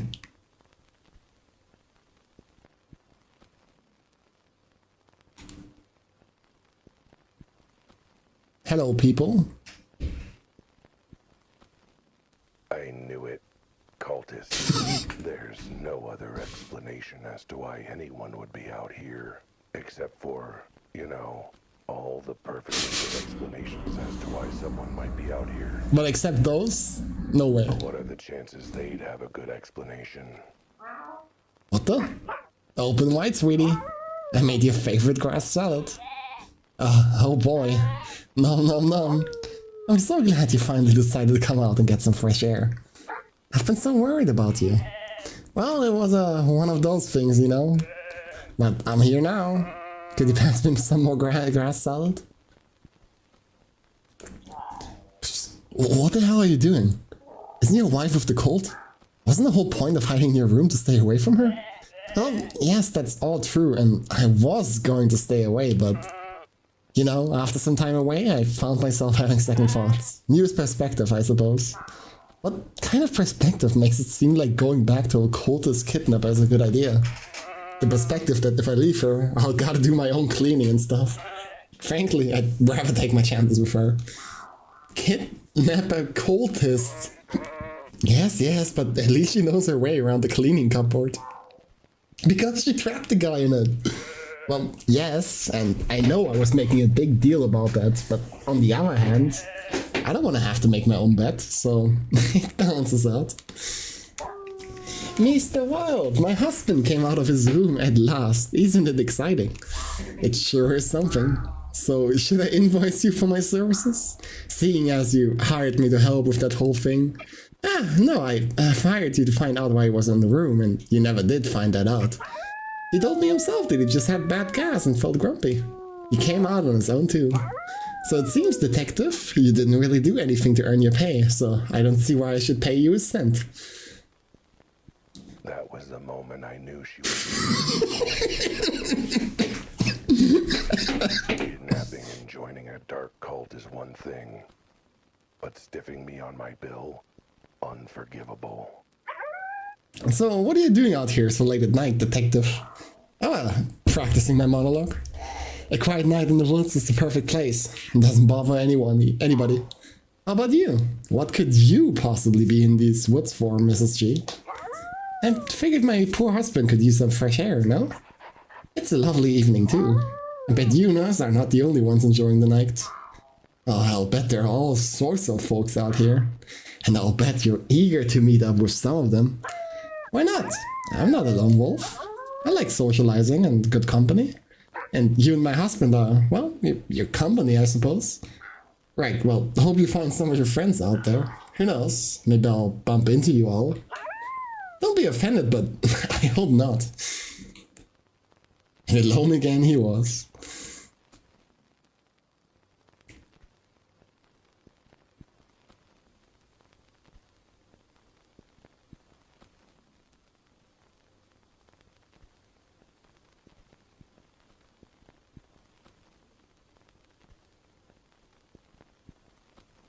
More people over there. More people over there, they're all cultists.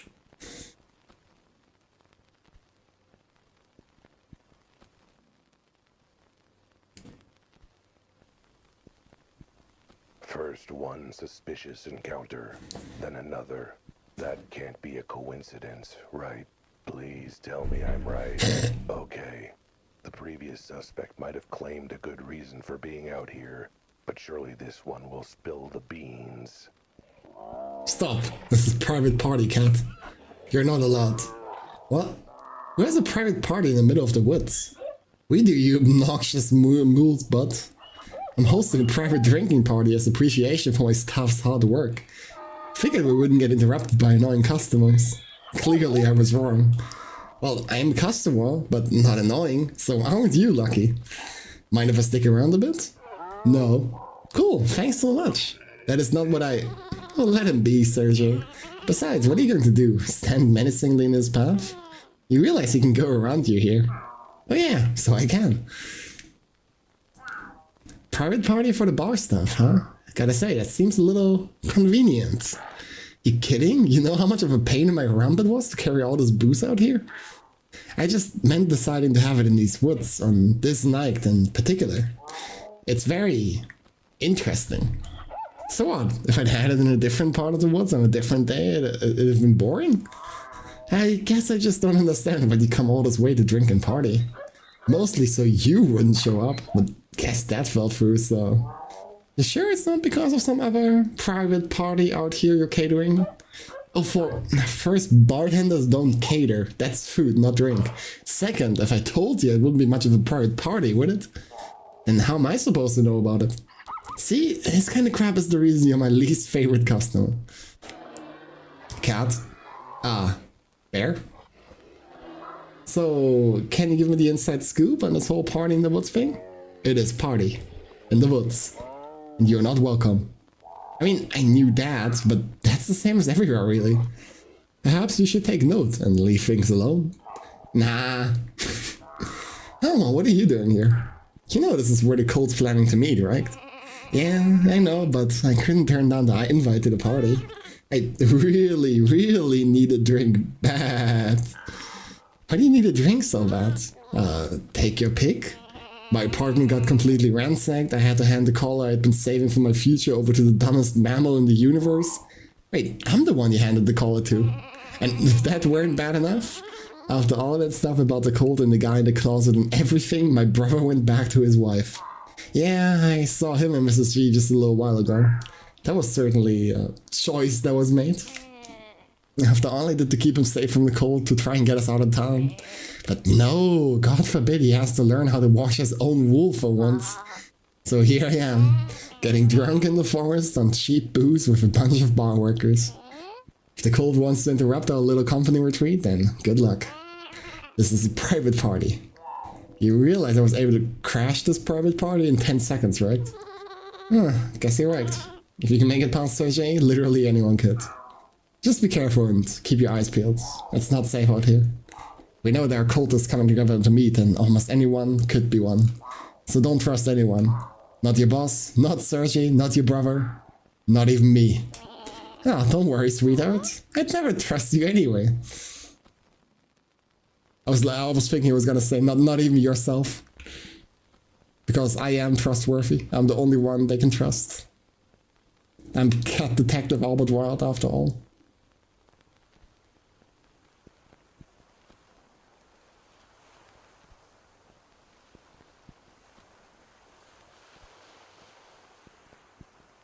Okay, I can't go into the river here.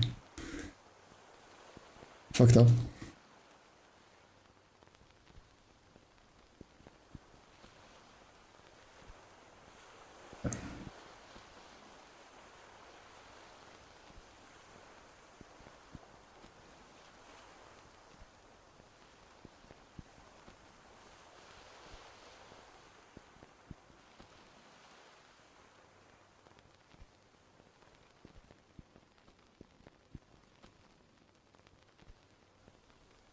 Can I like see the yellow dot? Oh yeah, you can. You can like see it through the hill.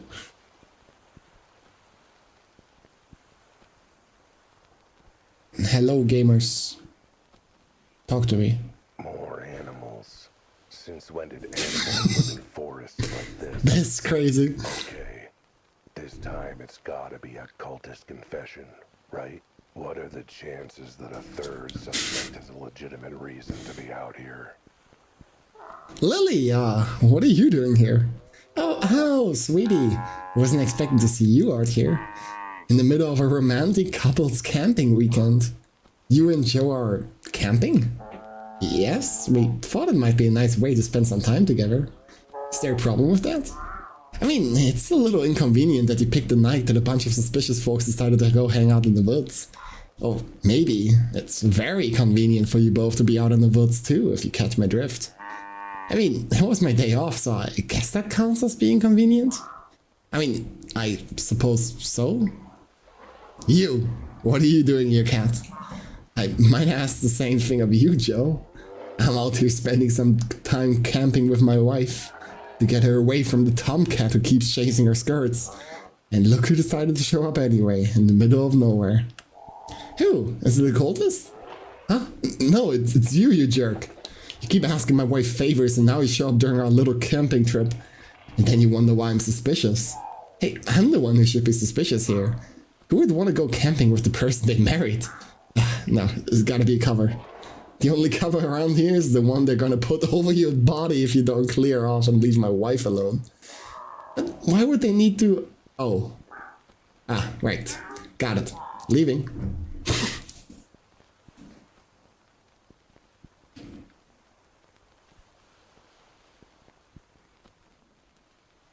Call me a crazy cat, but I'm beginning to see the tiniest instance of a pattern here. What the? No, not here. See anything, Rudy? I'm not looking for you, Jimmy. You lost your hat. You go find it.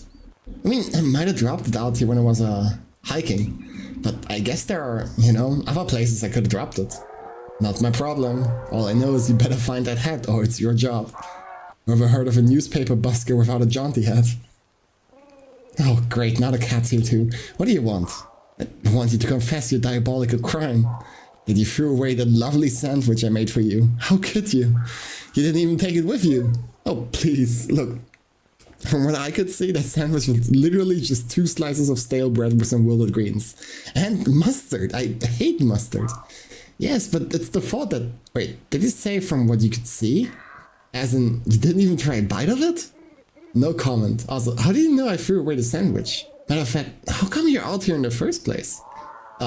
No comment. Well, I hope you end up feeling peckish when you get to wherever it is you're going, if you're going anywhere. Anywhere that's away from you, cat. Rudy, hi, what are you doing out here? Hiking and getting some peace and quiet, that's what. And making sure Jimmy finds his damn hat. Which, gotta say, is kinda cutting into my peace and quiet time. Rudy, trust me on this, Jimmy's not as nice as you think. He's actually kind of sketchy. That's rich, you're telling a bookie that this guy is sketchy. Like I'm not up to my antlers in sketch. I'm basically taking sketch classes. But you know what's really sketchy? Guys who don't pay their pet debts but still have the time to go on nature walks instead of making money. That seems oddly specific. What are you talking about? Why am I not surprised you forgot that you owe me money? Oh, right, I'm working on it. I've almost solved this case, and once I have, I can pay you back. Somehow. Not quite sure how, but cat, stop talking. Just get me my money, or I might have some friends have to pay you a visit. Are these friends sort of friendly neighborhood kneecapping variety, or are they the sort that hides in the woods and practice weird sacrifices? Wouldn't you like to know? Just the entire cast is here in this forest. What a neat coincidence. Oh, this was the delivery guy. Even the delivery guy is in on it. Everybody's part of the cult. What the? The entire city out here today? Is it National Take Your Suspicious Frontier Local Forest Day? Because if so, I'm sorry I missed it. I thought I had it on my calendar. My favorite stat holiday, after all. So, where do I know you from again? Volpine Velocity Courier. Our speed is our service. Oh, right, the courier. What are you doing out here in the middle of the forest? Wait, let me guess. You have a package. A ticking package. No, a bloody package. Sent to be hand-delivered to your clients. No, your bosses with the cult. Nope, I'm actually off work. Oh, then that's even more suspicious. What reason could you have for being in the middle of nowhere? A brisk jog, of course. Gotta go jogging and hiking to make sure I keep at tip-top speed. And this is a nice place to come get some exercise. My only exercise is doing a few push-ups while I bury my face in a plate of food. No one needs to be out here to get in shape. I call shenanigans. No, that's our rival company, Shenanigans Shipping. We're Volpine Velocity Courier, remember? Our speed is your service. On the ground. There's a person down there, there's a person over there. It's like a person very far over there.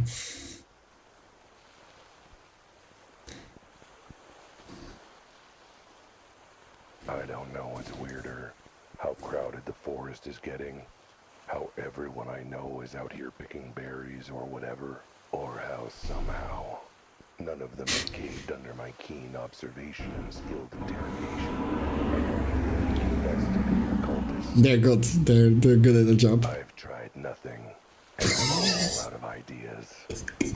Wait, that goes so hard. I need to write that down. I've tried nothing and I'm all out of ideas. Is such a good fucking sentence. Alright, boys, come to order. This session of the Crocodile Tears AGM is now in session. Oh, first, any new businesses? I was wondering about instituting casual Tuesdays. Mantis, what are you doing here? As if I don't already know. Huh? Oh, you again. Do you mind? We're in the middle of our annual general meeting and I don't have time for distractions. I'm here in business. I just bet you are. So, is that it? What do you mean? I stole your collar, remember? That collar that I gave you gangs have been trying to collect? Are you gonna try and fight me for it? Steal it from me? Chase me down? Not in the middle of our AGM. That'd be disruptive, Dick. I'll handle you afterwards, wise guy. Okay, how long will that take? Well, we got a lot of admin to cover, so maybe 2 hours. 1 if we're lucky. Huh, alright, guess I'll start worrying around then. Oh, hey, you again. You told me I had to leave the bar and deal with some trouble the other gangs were stirred up. Yeah, about that. Turns out you're right. You did as a solid cat. Oh, that's good to know. Always happy to help. Definitely not doing it just to get you out of the bar so I could talk to the sheep you were tailing. So, are those other gangs out here in the woods tonight, or is it just you? Just getting a sense who's working overtime, if you get what I mean. Nah, don't really get what you mean, but I suppose it's possible they're having their AGMs too. It is that time of the year. Oi, I know you, don't I? You're that damn cat that's covered with a collar. Uh-oh. And now you'd like the collar back, I take it? Honestly, doesn't bother me either way, I still get paid the same. I thought the collars were worth a lot, too, to the right buyer. And you think that money goes to us instead of a boss? Yeah, right. So, don't suppose you can tell me if you're in this forest for nefarious reasons? I mean, I gotta consider an AGM pretty nefarious. I mean, are you up to something illegal, shall we say? Cat, we're gangsters. Everything we do is illegal. I did something illegal just by waking up and having my coffee. Look, just tell me if you're in league with a bunch of dangerous cooks and call it a day. You call them the Crocodile Tears a bunch of dangerous cooks. I mean, it's accurate, but never mind. Good to see that the gangsters in this town are at least like responsible and have like regular AGM meetings. It's important to like have a space where you can talk about stuff. Oh, you've got to be kidding me. Alright everyone, thank you for coming. What the? Thank you for coming to our first Back to Nature Book Club meeting. Tonight we'll be discussing the beloved classic of Mice and More Mice. Ah, a visitor. Pull up a seat. Hello again. Would you like to join us for a book club? No, I'd like to know the real reason you're all out here. We find there's nothing quite like reading books out of doors in the middle of nature. Fresh air, lovely ambience, getting bitten by mosquitoes. Yeah, I don't buy it. What's your real secret agenda for being out here? I mean, I suppose when we finish the book early, my real secret agenda might have room for kicking off our reading of Snake Insensibility. Oh, are you here to join our first Back to Nature book club? Isn't it a marvelous idea? Not really. It sounds like the sort of weird cover story a bunch of cultists would come up with. Oh, that's actually the next book we're reading, I think. Lord of the Butterflies. I can't wait. Don't tell anyone, but I haven't actually read the book we're talking about today. Ha! I knew it! A confession of guilt. What's your real reason for coming then, if not to take part in this so-called book club? I just asked my husband what it was about so I could answer questions and sound smart. Why else would you come to a book club? There could be no other reason. I mean, why else even read books? You only read books to, like, sound more special than all of these Zoomers just using TikTok and Instagram and whatnot. You always only do it to just appear smarter than you are.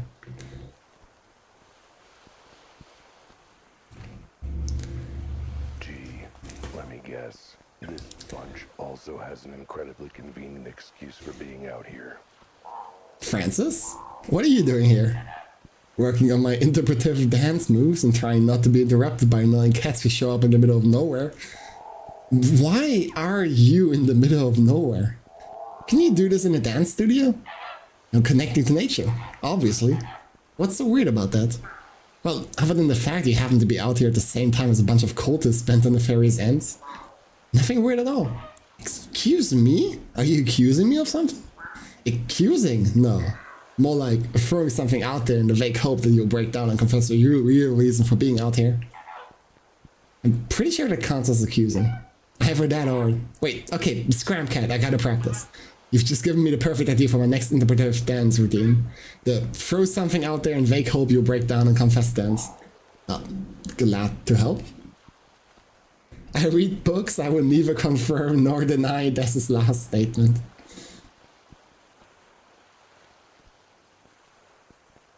Yeah, I don't really read books anymore nowadays. Mostly I just listen to audiobooks. Not a big fan of like sitting down and then just like read, or sitting down and just watching a movie. I like to be more active in my free time. Like actually do something. Even like with video games, I feel like I do way more active stuff. Let this be the last time I bump into anyone suspicious that I know. Oh, didn't expect to run into you out here. Likewise, what are you doing out here? Truffle hunting. It's something the kids and I do together. Gets us out in the great outdoors and gives us a chance to all bond as a family, you know? Actually, I don't know. In fact, I find it very interesting that you've never mentioned this little hobby before today. The day where certain parties are looking for excuses to be in this neck of the woods. Certain parties? Where? My kids love parties. Also, I'm sure I would have told you about this little tradition of ours anytime you asked about what me and the kids have been up to. I don't think I've ever asked about that, so yeah.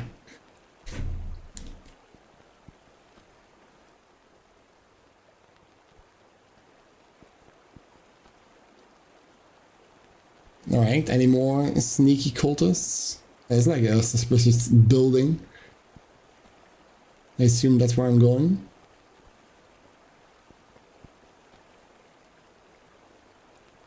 And I don't see any more dots. Oh, over there is one. This fence is the other side of the beginning. I can't see because of the fucking camera. But looks like it.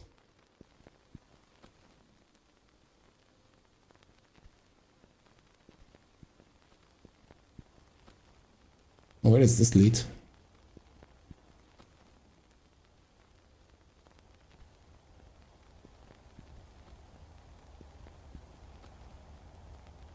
Nowhere, apparently.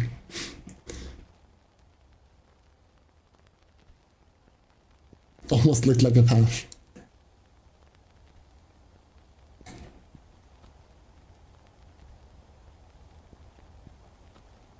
Oh, come on. The fucking police is here too. Alright everyone, thanks for coming to the annual police department picnic. They did plan this.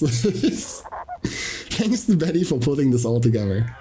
Oh yes, definite good use of my time as opposed to actually solving crime. So if you pass by her desk, give her a polite nod in recognition of her service. This picnic is about celebrating the very hard work our department does. We're supposed to be working? And that's why today is all about us, the police. Not party crashers who think they can do our job better than we can and think they can just sneak up and eavesdrop. He's talking about you, Al. Oh, right. Chief? What are you doing in this forest? Which part of the department picnic that you're not invited to did you not pick up on? Sir, I think I've got a lead that'll crack this whole dead cat case wide open. How are you still on about that? The case is closed, Wild. No case, no reward, no nothing. And no reason for you to be skulking around.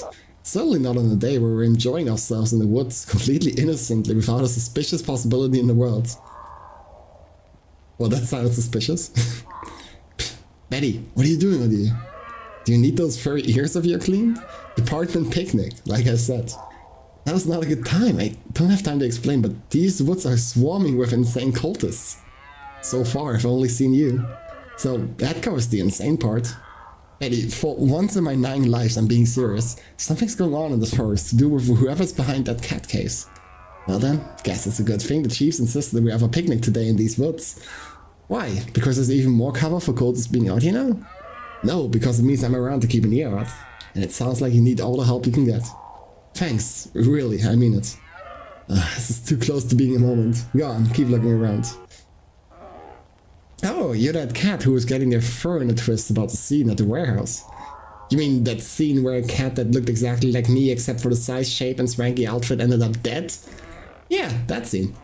Don't know why you were so bothered, frankly. I'm looking forward to this picnic. I could use some fun social downtime after working so hard. Oh yes, I saw how hard you worked at the archive. So hard. Look, I was awake and capable of conversation. I considered it a pretty damn productive day myself. Besides, it's hard work having the memory of an elephant. Takes a lot of mental diligence to never forget. I guess that makes sense. Also, who are you again?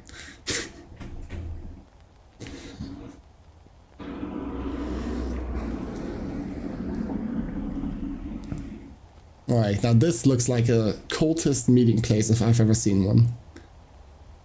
Looks like a cabin. Exactly the kind of remote secret location a cult needs for all its dark rituals. Who knows what sort of diabolical scene I'll be walking in on. Probably like active murder.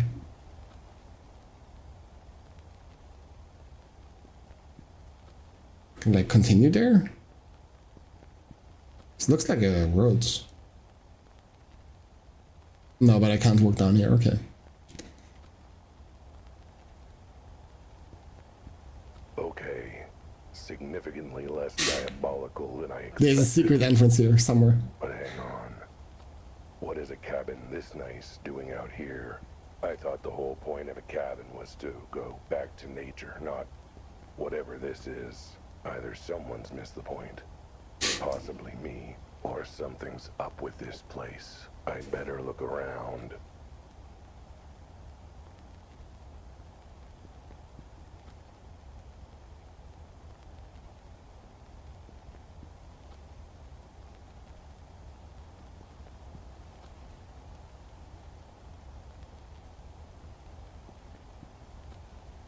This is a weird fireplace.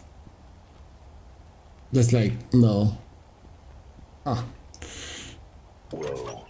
These wall lamps are really shoddily made. Yeah. They just fold over the second you touch them. Either that, or they're hidden levers. But what are the chances a secret cult would be into that sort of thing? what are the chances? I wonder if there are any others. Oh, I have a timer.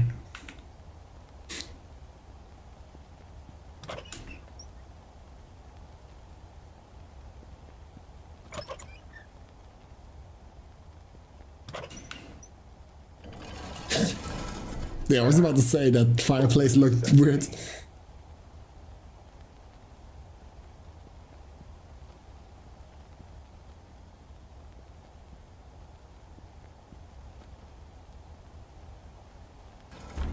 Oh, Wait, open sesame? Sesame, would you please open? Ugh. No way I'll make it from the switch to the other side of the door, not without getting squished. Maybe I could brace the door open with something. I don't know. Eesh, this cult sure doesn't go much for convenience, does it? they really could, like, you know, make it more convenient. Ah, perfect. That should be sturdy enough to wedge the door open. Is it? I wonder.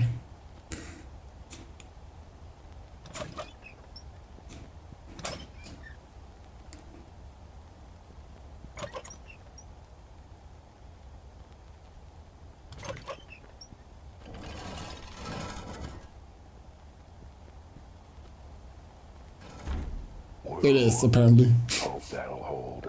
Guess it just needs to for another few seconds.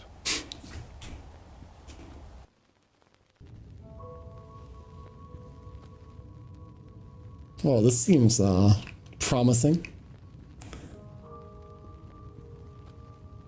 It's so weird that the game is not black and white anymore.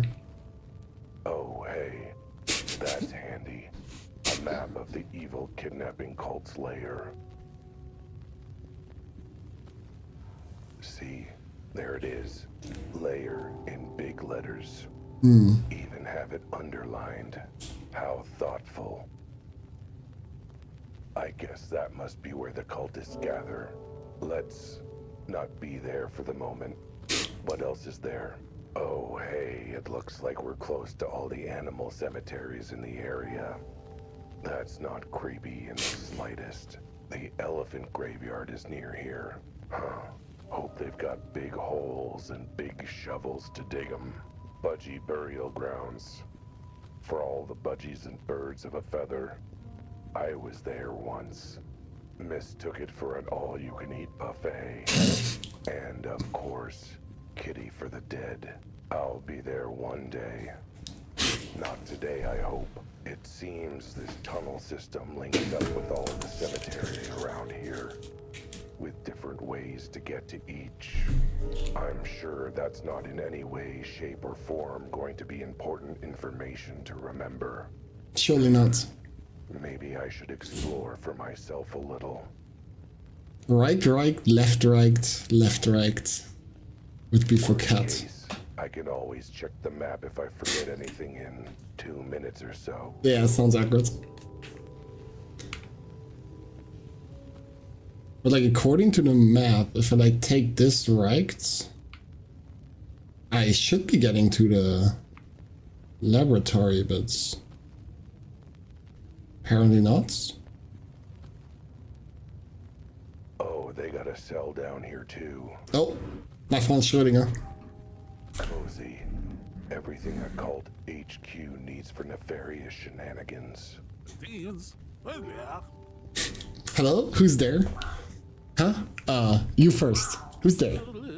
Albert? How do you know my name? My god, you've grown, Albert, and started walking around on 2 paws. And wearing clothes and talking. Wait, you're not my Albert, are you?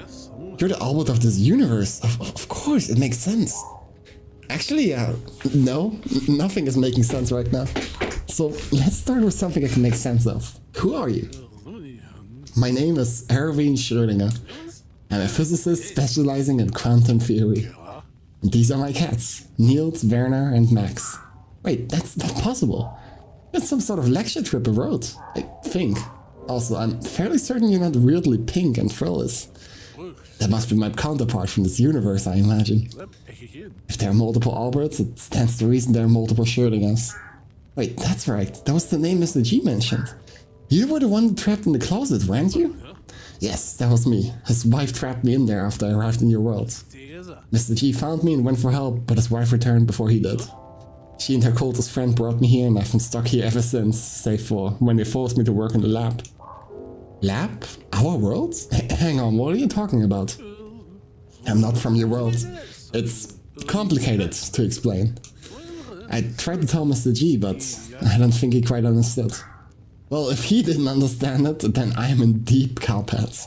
Just try explaining it like I'm 5 years old because, well, I am 5 years old. Let's start with...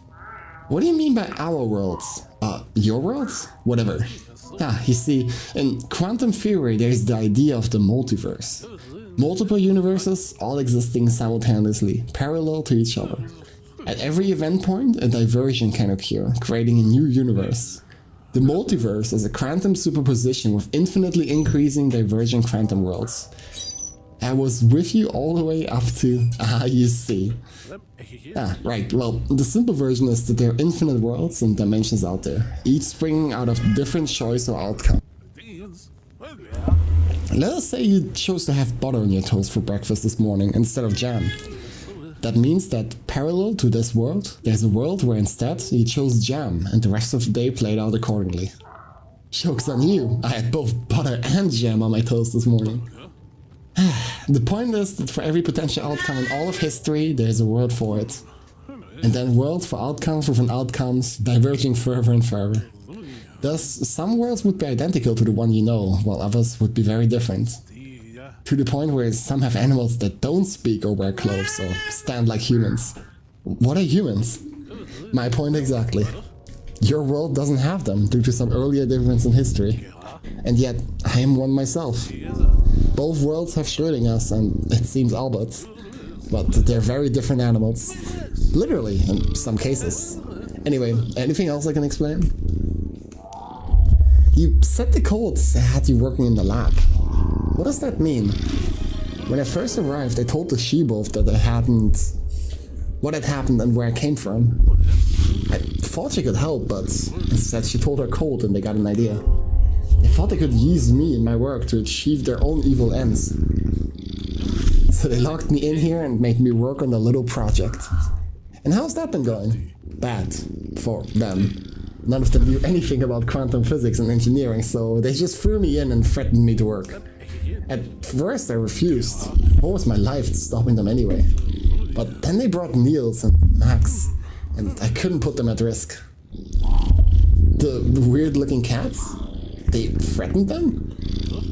Yes, unless I designed something that helped them, but even then they didn't know what I was doing, so I was rather able to work on something to help me escape. But more fool me, they tired of my delays and excuses and locked me up for good. And worse, I realized I was just their backup plan. Backup for what?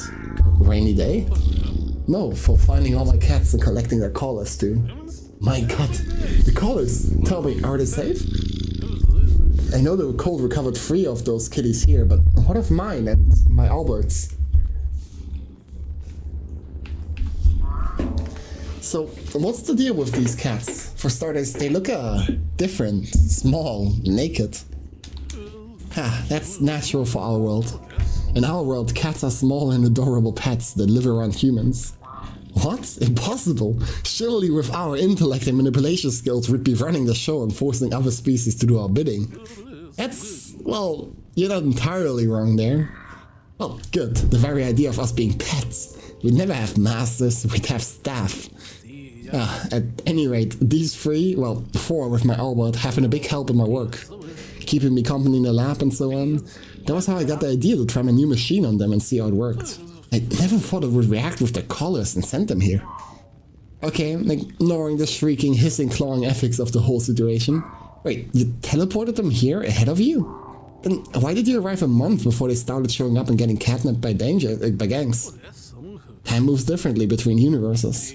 What happened first can end up coming last. So it was with my cats and myself. I sent Albert, my Albert, through first. Then Werner, Max, Niels, then tried it myself. I arrived first, then Niels, Max and Werner were found in order. Which only leaves the first cat, my Albert. I thought I heard something about coming through, but they haven't brought him back. Do you know what's happened to him? Oh boy. So, about your Albert. Do you know what happened to him? So, thought experiment. So, if I knew what happened to him, whether he was alive or dead, but didn't tell you, well then, in theory, he would be in a state of being both alive and dead. Whoa, Schrödinger, how did you come up with that? Sounds too much like being a zombie. I'll just tell you he's dead then. Well, no, what happened? His body was found at the warehouse downtown. No signs of foul play, or foul play for that matter, just a big hole in the roof way above him. No one knew who or what he was or what killed him. That was actually how I got involved in the case to begin with, to earn the get to the bottom of things. Plus, you know, he looked a little like me. The hole was in the roof, you say? I wonder if the fall killed him. He might not have had time to land on his feet. Or, maybe the whole thing was just too much strain and trauma for the poor boy. He was getting on in years and didn't have the best heart. Yet you used him for your big weird experiment? Well, that was mostly because he curled up inside the machine and refused to budge when I tried to get started, so I went along with it. I gave up arguing with dear Albert years ago. Sounds like he didn't have the best heart or the best brain. No, that was my Albert for you. Fluffy, lovable, charming, and profoundly stupid. Why are you smirking wistfully at me like that? Oh, just musing on the fates that led my Albert to his death, but brought another Albert here to help. Let's just hope you're a little smarter than the Albert from my world. Yeah. How did you get in the cell anyway? Or, scratch that, how did you get in Mrs. G's closet to start with? Oh, well, I was conducting some experiments involving atomic disruption and translocation involving wave functions of... On second thought, considering no one else seemed to understand what I was testing, I'll try and keep it basic. Suffice to say, I was working on an experimental machine that required a test subject. And considering I'd already done some major thought experiments with cats, I figured it was only fitting to use one again. Did the cat agree? In our world, cats barely agree to anything. But Albert, my Albert, eventually got in the box and I activated the machine. But when I opened the box, Albert was gone, along with his collar. I had no idea where he'd gone or what happened to him. So you stopped the experiment in its tracks so you could find my counterpart, right? No, in science you must repeat experiments to ensure the results are accurate. So I did it again with Max, Werner, and Niels. By the time I realized what had happened, that the collars had supercharged the machine to cause multiversal teleportation, all of them had vanished and I was very worried. So I attempted to follow them. You got in the multivagal teleprompter box? Yes, along with a collar to ensure the same traversal but occur. And it did, albeit with some complications. One such complication was appearing in a certain apartment along with a large implosion that took out the wall. So the holes that kept coming up were from you and your cats teleporting in? That's right. And in my case, it certainly caught the attention of the animal living there, Mrs. G. She acted concerned, asked me what I was doing there. And after I told her everything, offered me some rather potent tea that put me to sleep. Sounds like you know the rest. Don't worry, the collars are safe. Well, 2 of them are. Thank goodness. I'm glad my friend Mr. G was able to take them somewhere safe. Yeah, I've got both of them on me, in my pocket. You... what? You stupid cat, why would you bring him here? Don't you know they're what the cult is looking for? I don't understand why they're so important, other than, you know, the whole I can teleport places thing. The experiment that sent the cats here supercharged their collars with... Wait, do you want simple or accurate? Oh, simple, 100% of the time. Well, the collars got charged with energy when they were transported to this world. That's the power to be in 2 places at once, like a teleporter as you apparently found. If all 5 were in the same place, they would have enough combined energy to do that for places between worlds. Or to rip open the space-time fabric between them. Still not simple enough. Is that good or bad? Oh, very bad. It's one thing for a human or cat to come from one world to another, but an entire universe? Even I couldn't guess at what might happen. One world crowding out another, both worlds being merged by force, both worlds blinking out of existence. Okay, yeah, that last one seems like something that should be avoided for sure. Indeed, which is why I gave my collar to Mr. G to keep it away from the cult. Not bring it straight to them, dumb cop. So, what is the cult's goal, at any rate? They must think you can help them somehow. Now, what is the goal of any cult? Either fantasism or fantasy, specifically fulfilling their own fantasies and desires. What does Dummkopf mean? Dumbass. And they brought you here to do that. Did they arrange the whole thing with you and the cats teleporting here? Ah, no, I do not think they're that smart. My arriving here was an accident. All they did was jump on a chance to capitalize on it once they realized I could help them. But help them do what? What did they want? They would not tell me. Other than claiming that reaching other worlds would help them become everything they were supposed to be. Could they not just join the army or something? At any rate, that's why they've been collecting all the collars. Bringing them together should allow them to rip apart the fabric of reality and reach other worlds. But in the meantime, they have been working on a little backup project that might get them there as well. Little did they know it might get me out of there. Okay, never mind all of this deep theoretical physics mumbo jumbo. How do I get you out? The cultists keep the key on them at all time. Oh goody, I get to be a cat burglar. Funny story, as a kid I thought it was cat buggler, so I pestered my parents for buggling. I have an easy idea. That backup project they've made me work on, it's actually a little miniature teleporter. Like a small version of my original device. In theory, it could teleport a user to the same spot in another world. Hence why the cult ordered me to work on it. Then why not use it to get away from here? Any world's gotta be better than this one, even if they do have smaller, dumber kitties. Well, 1, it's not finished yet. 2, I've been deliberately sabotaging and modifying it for more local teleportation. Say, teleporting me out of my cell. But 3, and most importantly, it needs to be charged first. And more specifically, charged with quantum particles that vibrate between realities. You mean like the charged particles that are in those collars? Exactly. And since you were stupid enough to bring your collars along, well, turns out it was a smart move. Hey, being smart in stupid ways is sort of my calling card. Okay, so go into the laboratory. It's very close to the cell, just out in the tunnel. Once you're there, look for the mini teleporter and bring it here. So, what does this mini teleporter look like? Oh, you won't be able to miss it. You'd have to be an idiot to mistake anything else for it. That sounds totally promising and not foreshadowing in any way, shape or form. Harry, the cultists might discover us at any moment. I'll be waiting here. Everything depends on you, my second Albert. Hey, I think you'll find I'm Prime Albert and the one and only original. And I'm about to go prove it.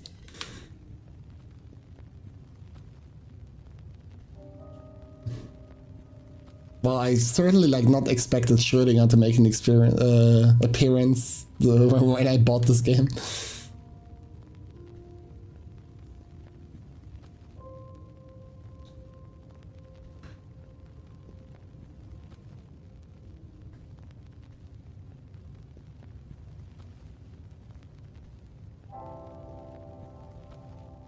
You know, as raw or take down the weirdo cult as I am, I sort of feel like walking right into their little meeting to tell them off isn't quite the right way to do it.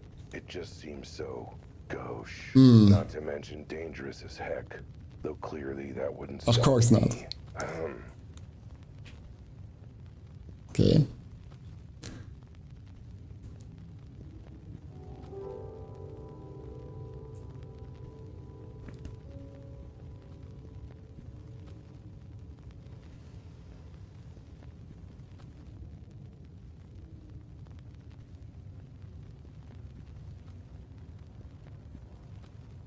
I'd better check the map out again if I'm gonna get out of here.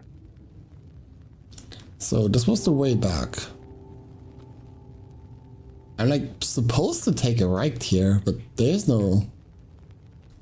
This was a dead end, or was that... No, okay, never mind. Pfft. What right did I take earlier? That was a dead end. What is this place? What is all this stuff? Okay.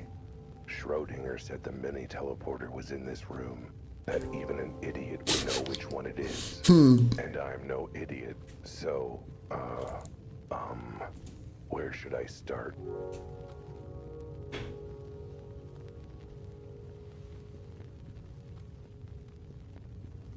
Kill? Is this a banana? Why is there a banana in here? Seems kind of out of place, which clearly means it must be the mini teleporter. It's true. I bet there's all sorts of strange tech hidden within its mysterious rubbery yellow skin. Yeah, this has got to be it. Nothing else it could be, right? I bet Schrodinger's gonna be impressed. He'll better be. Good news! I was able to find your teleporter. Ah, thank goodness. Here, bring it close so I can see it. Here it is. You were clever to disguise it as... I'm gonna hand it to you. This was an amazingly intelligent move to hide the teleporter in the banana. How did you manage to get past the peel to... What are you talking about? It's a banana, you stupid feline. Well, yes, but that's the giveaway, isn't it? Why would something as odd and out of place like a banana be in a scientific lab? Only one explanation. The Dakotas kept me fed while I worked and that banana was my lunch? Okay, two explanations, I suppose. Perhaps I was being a little hasty when I said even an idiot could recognize the teleporter. Either that or you're a very profound idiot. 6 of one, half a dozen of the other. Which I never really understood now I think of it. Aren't those two entirely different numbers?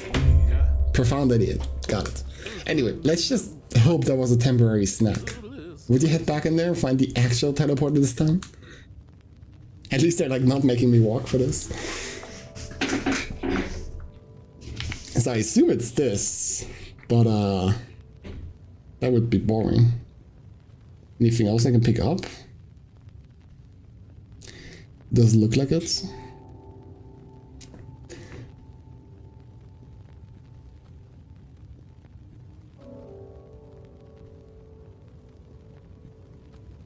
Wait.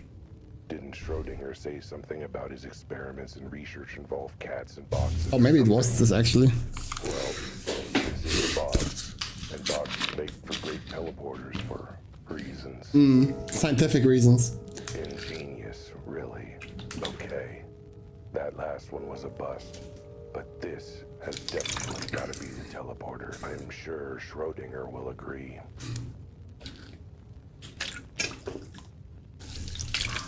Good news! I was able to find the teleporter.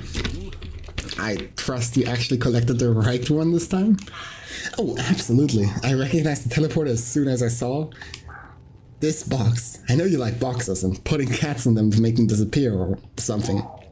Hey, I don't judge, but I figured this had to be it. 999!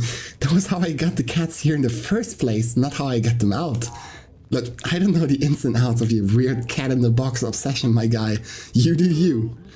Somewhere, somehow, Albert Einstein is laughing at me. I can feel it.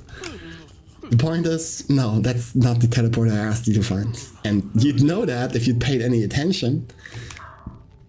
What does 9 mean? It just means no. I don't know, I kind of figured it may or may not have been a teleporter and no one could really know until it was properly observed. I can't believe my life rests in your hands. Paws of a cat who can't recognize a mini teleporter when it's right in front of him. Oh, like your cats could recognize it.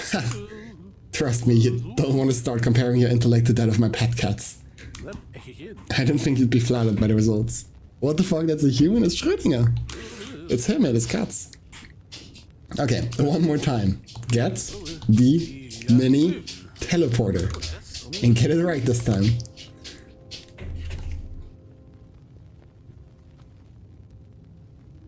A watch, huh? It looks like an ordinary watch to me, but that must be its genius. He said it was a mini teleporter.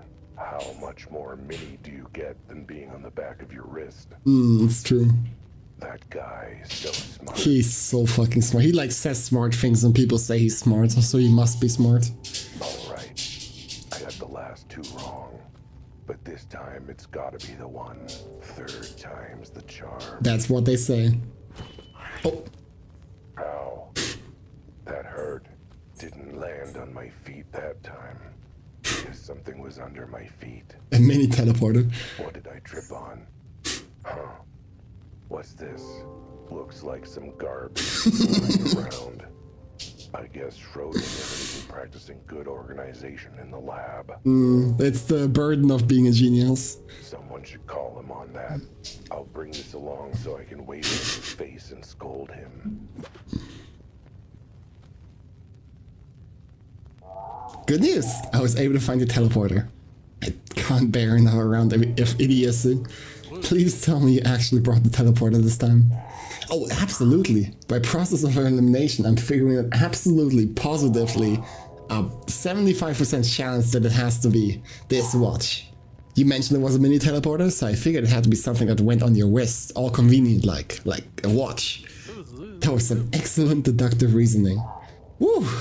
Except for the bit where you're totally wrong. This is just an ordinary watch, Dummkopf. Dummkopf.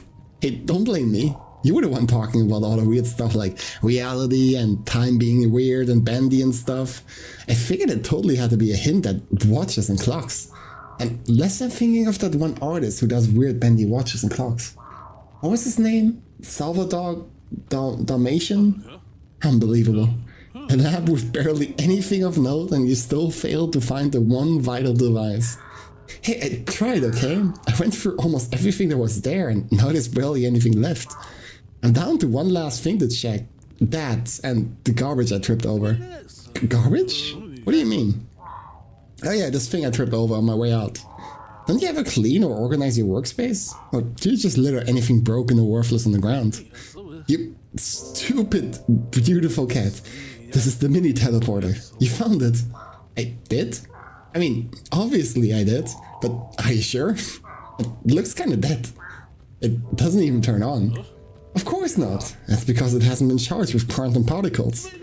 It was why I couldn't use it earlier. I was hoping for a chance to charge it with one of the collars the Colt's been keeping. But now that an adorable idiot has brought along his collar like a good little kitty... Oh, hang on, I'm not that type of kitty and... Oh wait, you mean your Owlet's collar. Sorry, thought you meant something else. Touch this collar to the mini teleporter for a few moments. You should feel a slight tingle. Ow! My fur's all staticky. If it's ready, then hand it over through the bars. Make sure you're ready to run them out. Alright, I think it's got enough juice in it to get where it's going. Excellent. Pass it through the bars to me and I'll activate it. Niels, Max, Werner, come to me, little ones. We're going to get out of this nasty place and back home to a nice sauce of milk. Actually, Mr. Physicist, who apparently doesn't know his biology, most cats are lactose intolerant and... Yo, Salvatore Ganacci, big fan.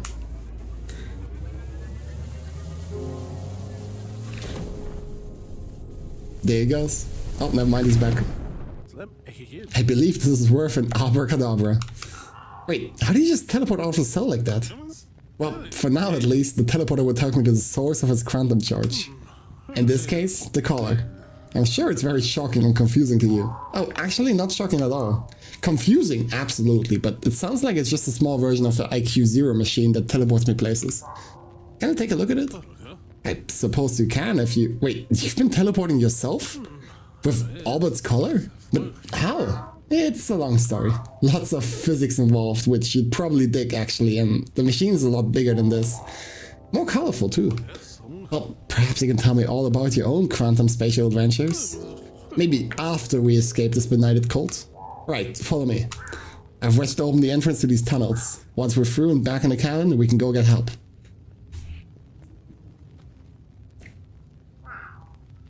Alright, let me slip under first. Wait, why? I'm the one who's been captive for weeks. Surely I just have to get out of here first. Yeah, but consider my counter argument. I don't like it here and I don't want to leave, so I should get the leave. Fine, go ahead then. Just be careful. The door is being held open by sheer dumb luck at this point. Well, given your presence, I figure we have plenty of that at this point. Hey, wait a minute.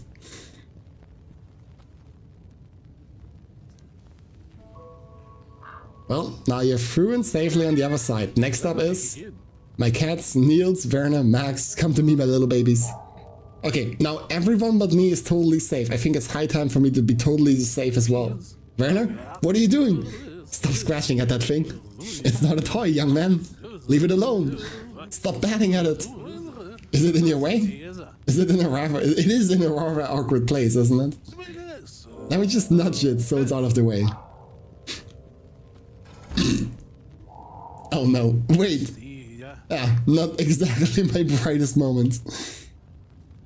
I thought you were supposed to be the smart one.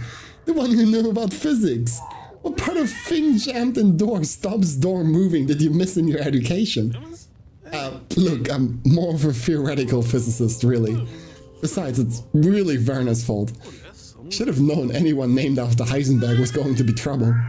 Whatever, there's a way to open the door on your side. Just flip the switches. On the lamp thingies. On the walls, at once. Explained like a true professional. Hey, you're supposed to be the award-winning brainiac. Fine, simpler terms. Flip 4 levers quickly, jam open door quickly. Got it? Well, yes, except for the quickly bit. I'm not a cat like you and I'm getting on in years. No way I can move that quickly. Oh, are you saying I'm stuck in here? I can go get help. Who should I look for?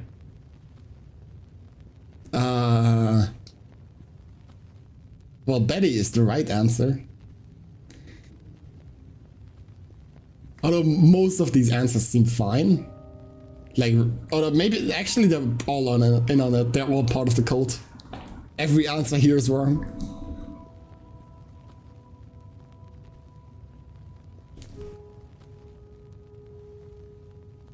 I'll just say Betty. Find Officer Betty. She's a dear friend of mine and a cop. An actually vaguely decent one. She'll be able to help you and send backup for me. Ah, I understand. I take it if I don't see her, any other police officers I find should be able to help me?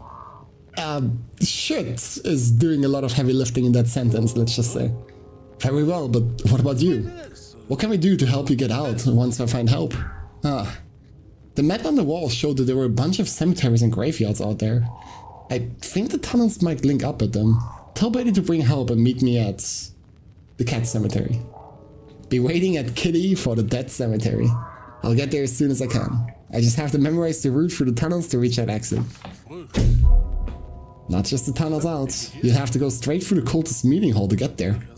Well, the cultists are still meeting. Yeah, I know, that's why I told you to bring help and be there waiting. I'm gonna be coming in hard with a lot of cultists on my very fine tail. Very well. I'll find your friend and make sure they bring plenty of backup. Right, now before you go, I have a foolproof plan that you'll need to tell them exactly so that we... Wait, hello? Are you still there? Well, crap. He left in a hurry. Sure hope it was because he was worried about me and wanted a rescue party put together quickly. Surely. Anyway, I guess I won't be getting out this way anytime soon. Which means there's only one way to go. Right, left, right, if I remember correctly. I better Right, left, right, yeah. Get out of here.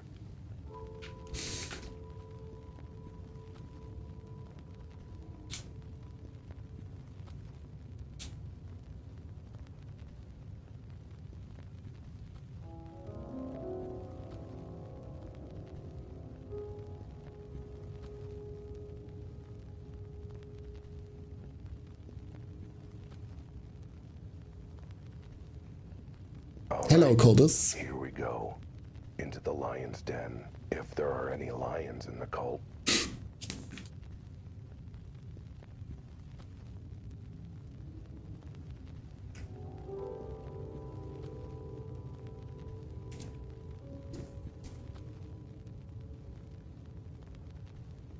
Oh, even the Mantis guy is in on it. Brethren, we're approaching the dawning of a new age. Everything we've worked for is at hand. The chief of police was in on this. That's the least surprising thing I've learned all day, actually. Hooray! At last we're going to have everything we ever wanted. It's about time. I thought that fool Schrödinger was never going to finish that device of his. Guess we don't need it now. Not now, we have all the collars in our possession.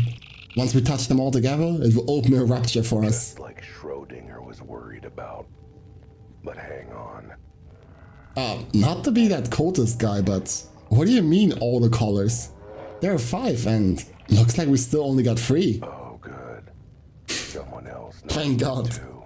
I was worried I'd screwed up the math. An understandable error on your part, Brother Joe. Yes, we have these 3, as helpfully provided by my gang's contacts with the criminal underworld. Ugh, I can barely hear him. He's too small. Maybe if I lean in a little closer. As for the last 2, we have them now as well. Seeing as they're about to be hand-delivered. Hand-delivered by the world's biggest moron. Told you that idiot would show up eventually. Well, this is, I can explain. I'm here to return Jimmy's hat. I need to return Jimmy's hat. I found it in the woods while I was hiking. For totally legit reasons. I know you were missing it earlier. Give it up, cat. We all know why you're here, what you were eavesdropping on, and what you've got in your pockets. Hey, look, I know there's a lot of questionably grimy lint in those pockets, but please tell me I can thump him if he doesn't shut up. Hell, I'd support you thumping him even if he does. Shutting up now. Or, not shutting up? What do I have to do to not get thumped?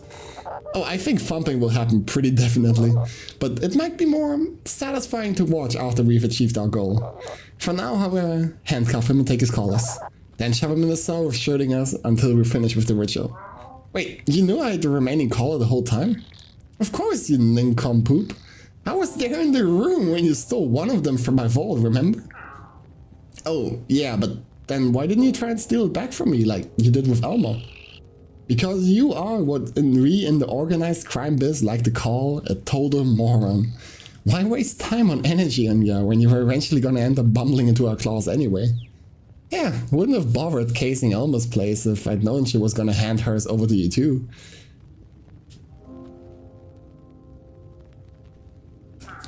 If I'm such a moron, how do you know I wouldn't lose the collars or break them somehow?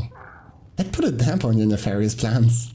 Perhaps, but I pegged you pretty early on as having this sort of bone-deep stupidity that only screws yourself over, not anyone else. I beg to differ. You didn't see the state this dumb cat left my bar in. Don't worry, once we've accomplished our goal, you won't have to worry about this cat or your bar ever again. Which reminds me, what exactly is your plan anyway? I know it involves collars and multiverses and a bunch of stuff Schrödinger explained and I completely ignored. But I still don't know what you're actually trying to gain out of all of this. How is messing with reality going to help you? Like we're dumb enough to tell you. Actually, our code charter specifically states that we must share our grand vision when asked in order to recruit new members, so... I think we're actually legally obligated to tell them. What? That's ridiculous. Who wrote our charter? Some idiot with no understanding of the law? Didn't you write our charter? Oh, right. Well, I did want more chances to practice my dramatic monologues. And maybe a chance to explain how ripping open the fabric of reality is supposed to make you rich? Yeah, I was always a bit unclear about that bit too, but I figured it works out somehow. You've got limited vision. Wild, even for a cat. It was never about wealth and money for us. Wait, it wasn't? I always thought we were going to get rich off this. Maybe I should have actually read the charter. Since our founding, we've always known that true power is beyond society's bounds. It's ridiculous trappings. It's in nature. We gotta get back to our roots. Be our natural selves in our natural forms. Living as nature intended. I don't get it. Of course you don't.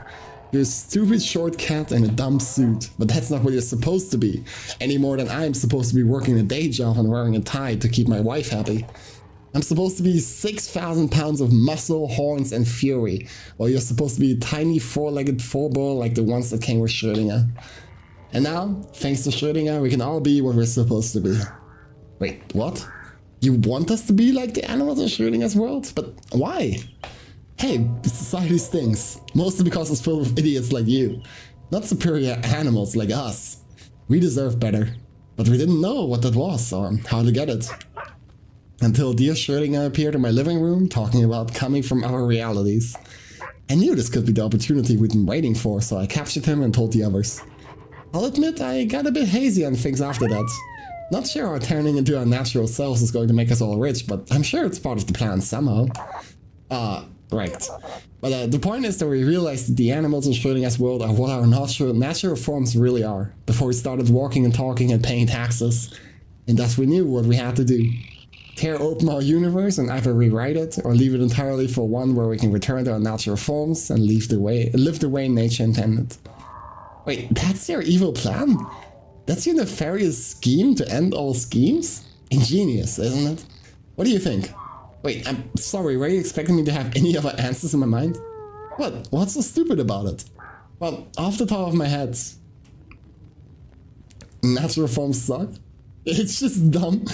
I mean, come on. You're ripping open a dimensional hole so you can turn into some natural form because it proves you're awesome somehow? You know, when he says it out loud like that, it does seem a little strange. Blasphemy. Have faith in our sacred plan. The sacred plan. The sacred plan you all only cooked up in a hurry after a strange man crashed your party and talked about his weird fixation about putting cats in dangerous experiments? That sacred plan? I'm just saying, this ultimate plan of yours doesn't seem very thought out. Or at all thought out. Or like anything resembling thought went into it.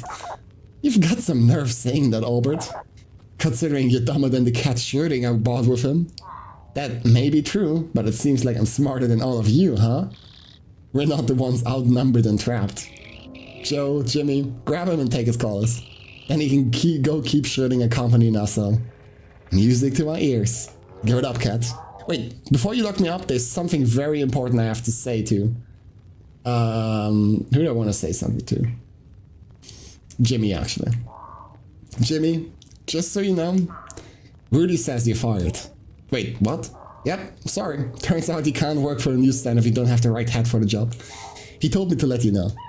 That horny bastard. Who cares? Once we are glorious true selves, you won't need Rudy or his lousy job anymore. But what if I do? I mean, if this natural pigeon thing doesn't work out, I'm gonna need somewhere to sit and poop on things from Great Height. So do it on Rudy's antlers. Don't worry about it. This is just distracting you from our goal. It sure is. Yoink. Oh, looks like you forgot that as a cat, I'm good at 3 things. Being dumb, being distracting, and being dexterous. You idiots! He snatched the collars! Get him! Prepare to run. Was it like tempo 1? Oh, it's the right stick? I tried to do it with the left stick, but it didn't work. There we go. It's fucking tempo run, bro.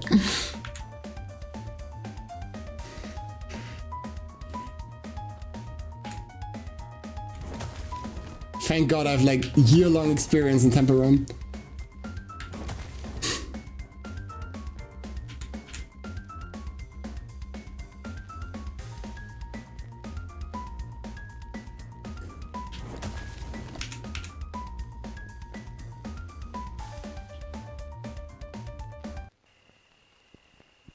Oh, we're back to black and white. Is this? Yes. I made it. The cat cemetery. Just where I thought. Now, let's hope I don't end up in one of these graves ahead of schedule.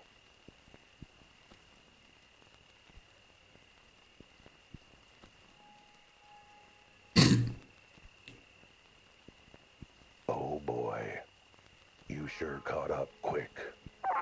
Give it up, Wild. For the very last time. Forever, in fact. You're under arrest. Funny you say that, Chief. That was gonna be my line to you. You're under arrest for conspiracy, theft, kidnapping, catnapping, cat slaughter, and attempted destruction of reality. That's a part of the law. Wow, impressive. What? There's no such law for that last one. I should know. I'm a cop. Actually, reality has certain incidental properties, thus the destruction of reality could be seen as destruction of property, so... Schrödinger, for once I'm glad to see someone smarter than I am. You found Betty like I suggested? Obviously, I'm here, aren't I? And as always, I'm thrilled to see you, Officer Betty.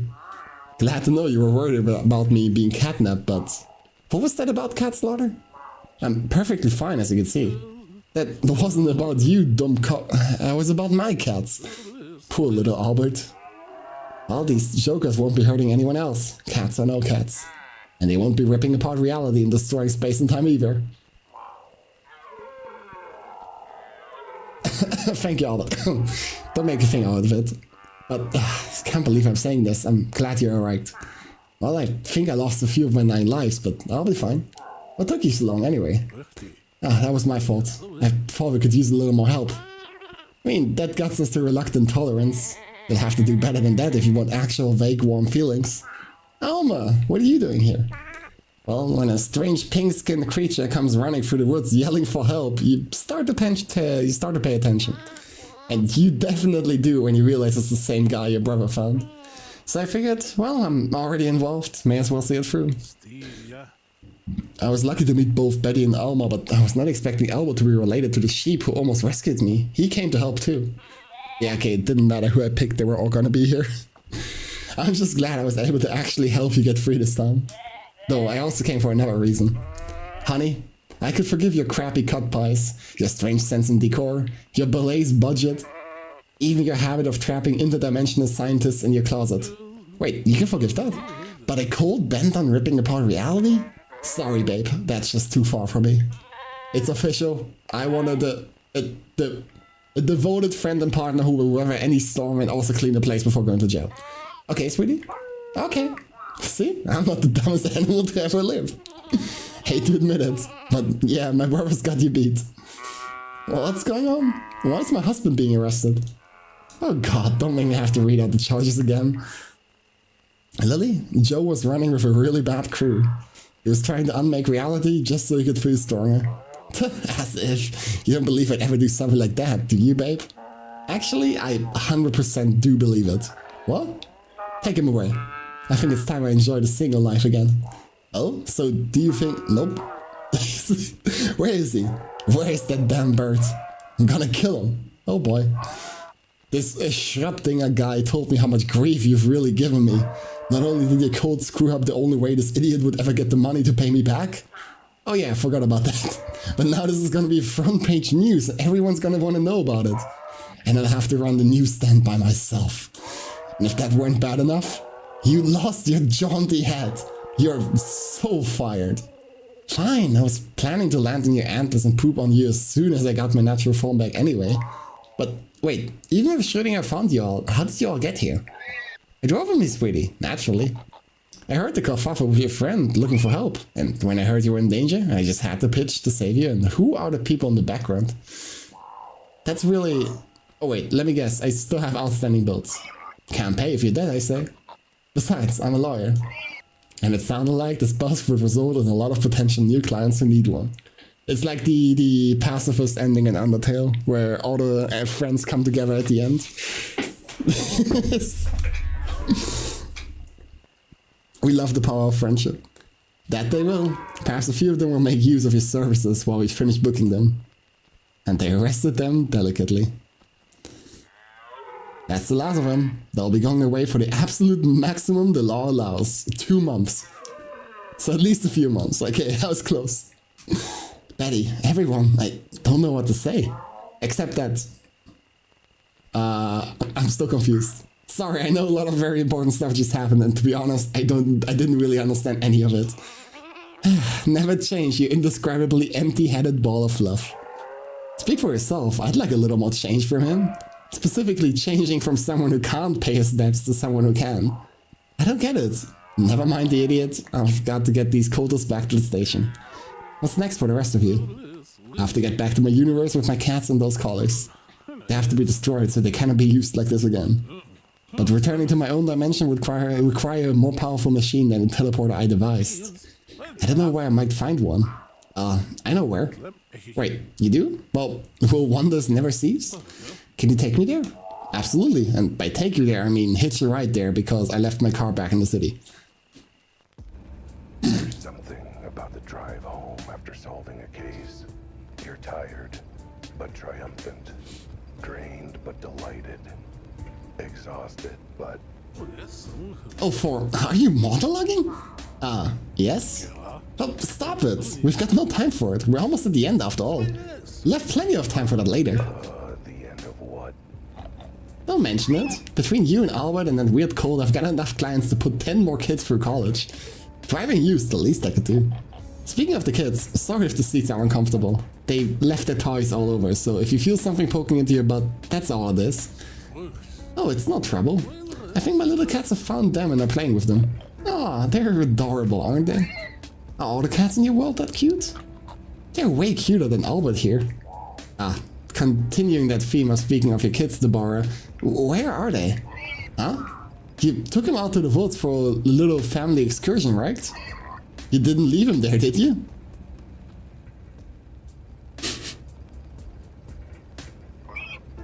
So, hope you two don't mind if I just drop you off at the door then head back right away. I, seem to have forgotten something important. You're back. Sure am. And look, I saved Schrödinger and saved the world. Multiple worlds, actually. He did. Technically. I'm as surprised as you are, frankly. I'm not. See? Someone believes in me. You actually expected this buffoon to save the multiverse? How? Why? Because he's an Albert, and Albert saved the day. Even the worst of them, it seems. That's me, Huh? I can't believe I'm saying this, but I agree with Albert. Huh? What do you mean Albert saved the day? Because that's what we do. That's why I'm here. We? Wait, who are you? Holy shit, there's no way. Oh my god, fucking plot twist. It was another Albert. Insane. Sorry for the disguise. I was under orders not to reveal myself until the situation was under control. That's why I wasn't very chatty. Didn't want you recognizing your own voice. You're freaking gorgeous. I've never seen such a handsome devil in all my life, except when I look in the mirror. Why, thank you. You're quite dashing and comely yourself, if I do say so about myself. Perhaps proper introductions are in order. Like you, my name is Albert Wild, but I also go by Albert693. Nice to meet you properly, Albert12431. I've never seen such a handsome devil in all my life, except when I look in the mirror.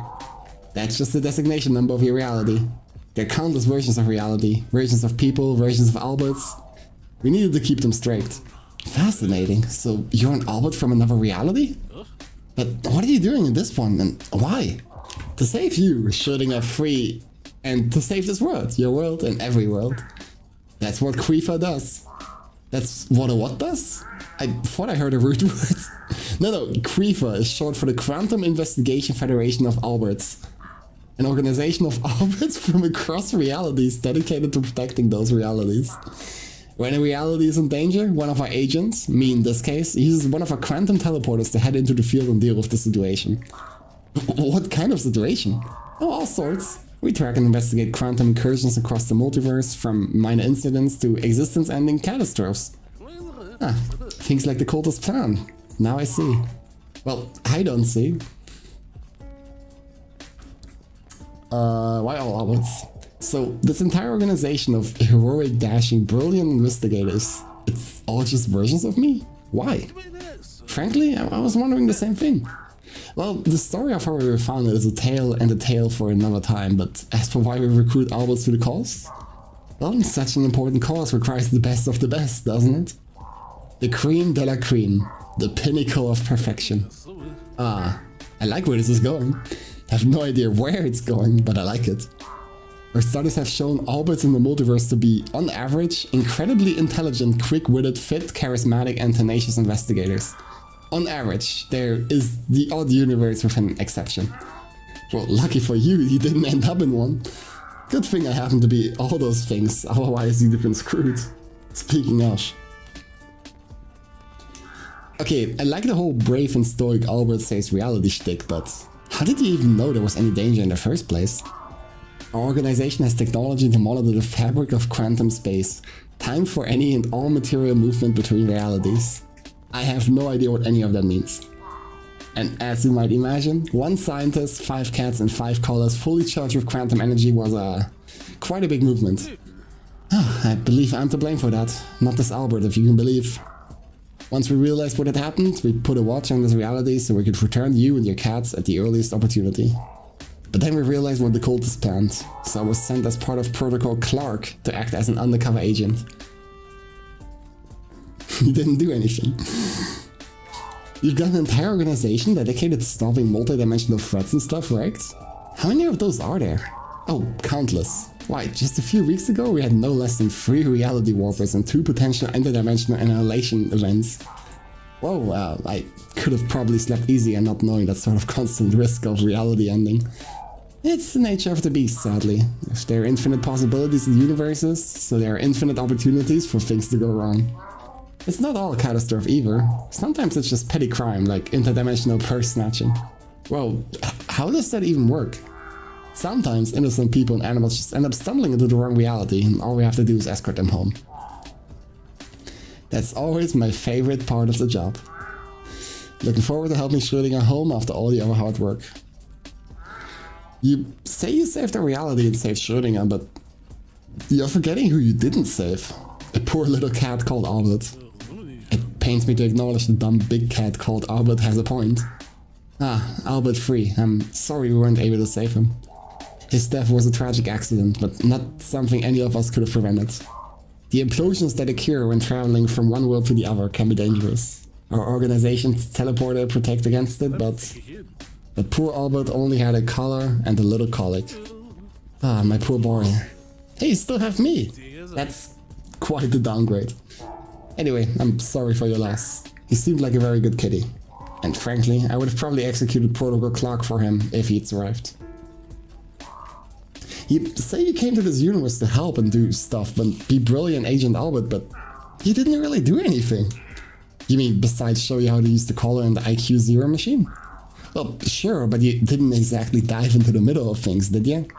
You just sat in your fake favorite butt while I did all the hard work. He raises a good question. If you're trying to save this world in the multiverse, why would you leave it in his paws of all places? Well, normally I'd be in the thick of things, but Protocol Clark involves lying low, observing and keeping interaction to a minimum while evaluating a potential recruit. Keeping interaction at a minimum? You barely said 2 words to me after you helped me with the IQ-0 machine. Couldn't you have... I'm sorry, wait, did you just say potential recruit? What? Protocol Clark stands for Quantum Local Albert Recruitment Crisis. It's an opportunity for us to see how the local Albert handles a quantum crisis. My job was to provide initial quantum support and technology, then serve both as backup and as observation and evaluation on Albert's performance. Which I imagine was miserable and embarrassing enough to discount him from your recruitment draft? You have got to be kidding me. Why would you ever recruit this idiot to your ranks? Isn't it obvious? They need that desperate. An org like this is gonna need every able paw they can get, right? If they're just all Alberts, that's a pretty limited pool. They can't be that picky. You said there were infinite realities, right? I don't know how many that is, but I'm guessing a lot. They need cats to cover it all. A lot of cats. Yes, but you? Surely they're not that desperate. Oh, well, that's where you'd be wrong. At least, partially. Please tell me you're joking. Look, yes, the Alberts we've recruited so far are intelligent, skillful, and resourceful in a crisis. But sometimes, in this job, that's not enough. Sometimes the only thing that can crack a case or save a reality is dumb luck. And that's something we're really lacking. Because you can't get that kind of luck by being smart. In fact, being smart cancels it out.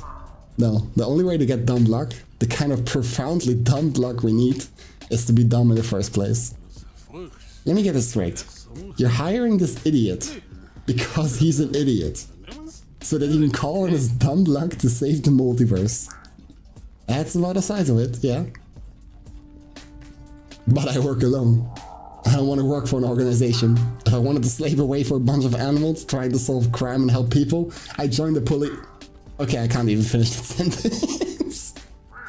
But the point still stands. The P and PI stands for private, as in privately operated. You'll get a cool badge and some nifty gadgets. Sold. Why didn't you lead with that? Okay, I think I'm ready to go home now. I don't want to spend another minute in a reality where this fluffy tool is its best hope for survival. Actually, if he joins us, that will be every reality. I've changed my mind. I'm ready to leave reality altogether. Thanks. Oh dear, here's Schrödinger free. I'll escort you back to your reality. The IQ0 machine is already set up in charge. I've calibrated it to use the charge in the 5 colors to get you and your cats home. After that, it will self-destruct to prevent any other incursions. Wait, so I won't be able to use the teleport around anymore? You couldn't without the colors anyway. But no, everything will return to normal once I leave with Schrödinger. So you'll need to decide before we go. Are you with us, Albert 120431? Can we count on you? Well, no, your dumb block rabbit to help us protect the multiverse.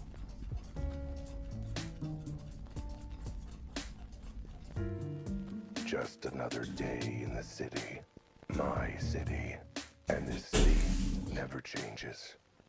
That's just reality. Well, one reality, at least. This city is rotten to the core. It stinks like a warthog that's been wallowing in some suspicious brown mud left by an elephant. Curious mud. Someone's gotta clean up this city. I guess it's gotta be me. Who else could I trust to keep this city's butt clean and well licked? It's been a while since the last time we referenced butt licking. Wow. Oh, sorry, I tripped over a box. Not sure how that got there. I think you put it there. Oh yeah, jeez, I've only been here less than a day and I'm already getting as stupid as you are. It's the last of your stuff from your desk, huh? I take it you've submitted your resignation? Does 2 middle who's count as a resignation? More than they deserve, I think. Anyway, welcome to the new gig, partner. I'm already regretting my choices in life. And if I'm your partner, why isn't my name on the door too? Well, see, when I said partner, I was thinking more sidekick, you know? Kind of background support to my magnificence. Bite me. Anyway, where's my office? I should put my stuff away. It's through the secret panel in the back where I stash my litter box. Oh, this had better be worth it, cat. You promised me some cases that would make a world of difference. Don't worry, there will be. This city never changes. Except when it does. Shocking twist of logic. It really is shocking. I always worked as a lone cat, but lately, I've begun to realize the benefits of working as part of a team. Everything else might have gone back to normal after Schrödinger and the other Albert left, but that's one souvenir I'm gonna hang on to. Well, that and the other souvenir. The name's Albert Wilde. Private Eye. I solved the cases no one else wants in this reality or the next. No, I couldn't have taken a caller because they needed all 5. I'm not just cleaning up this city. I'm cleaning up every city. Wait, that reminds me. I need a new mop and bucket. I'll have to go shopping later. Betty won't mind if I store it in her office. Yo, Swampin. Welcome in. Hope you had a good stream. The bot is on, Mr. Schmick. Anyway, I'm a new breed of kitty, catching the interdimensional rats of crime. I'm not just a PI, I'm Albert Wilde. Quantum PI. God, he's so cool. Oh, are you monologuing again?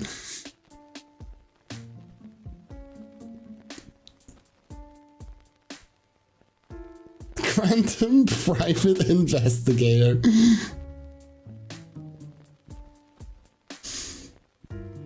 Okay, this was a bit unfortunate timing for the raid though. I literally just finished the game. Thank you nonetheless, though, Swampin. It's cinema. I wish my only critique with this game is it was more like a walking simulator. There weren't like really puzzles. You just kind of walk around, talk with everybody, and everything solves itself. I wish there would have been like some like actual like riddles, but I think like in terms of like style and the humor, it was a really good game. Yeah, interactive novel is also like a way to describe it. And of course, I really like the whole like parody shtick with the like noir style, the black and white, and then it randomly just had color, and then it went back to black and white. That was also pretty funny.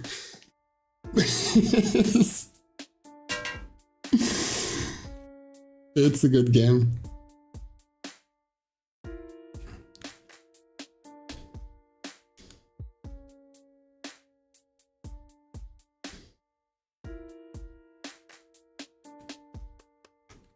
Great things don't last.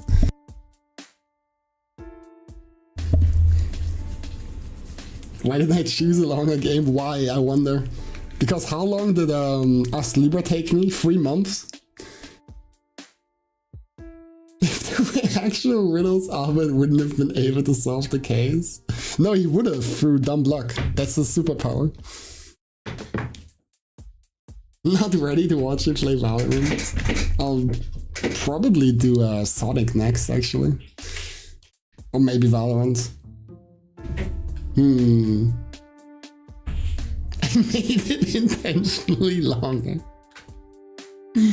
I wonder about that. You caught on to me, Mick.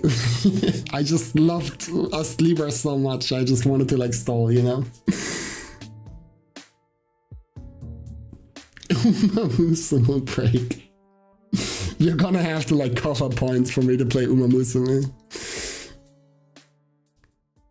What is community? Oh, it's like their Discord, I see.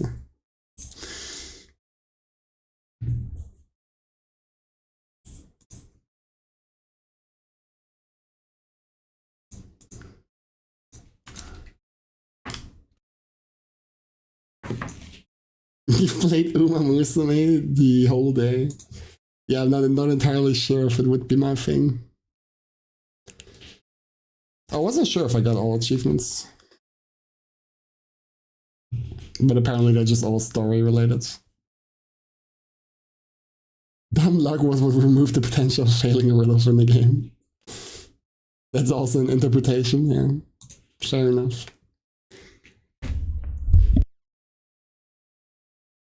Yeah, 55 hours and the game came out 4 days ago. It goes kinda hard.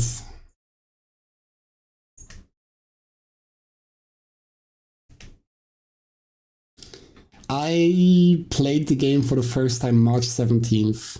So yeah, roughly 3 months for As Libra. But like this is like the length of a game that I want. Like 2 to 5 streams for like a game is my ideal length. It's like a month or 4 sessions. It's not even like I do like short sessions. Like I at times do like 8-hour, 10-hour sessions. I feel like I'm putting in a good bit of time.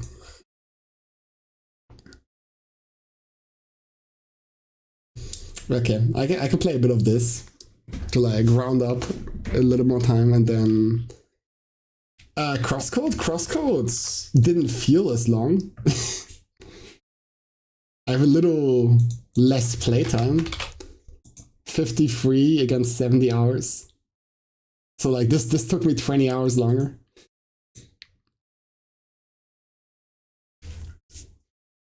But Crosscode was also like a game that I wanted to play at some point. Like Glom also really wanted to play me it. I wanted me to play it, but I also wanted to play it at some point. What was I looking up? I forgot, I get distracted. How long was Lisa? Pretty short. Yeah. Like Lisa was also perfect length, I remember. 17, 18 hours. This like also included the DLC.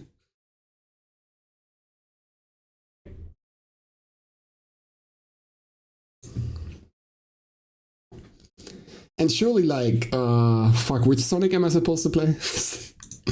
Wait, give me a second. Was it Sonic Unleashed?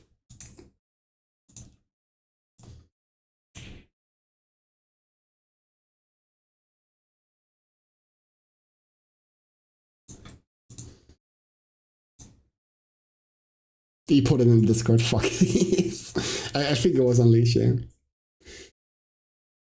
Can I just play Sonic and the Black Knight? Wasn't this one of the Sonic games people liked the least, if I remember correctly?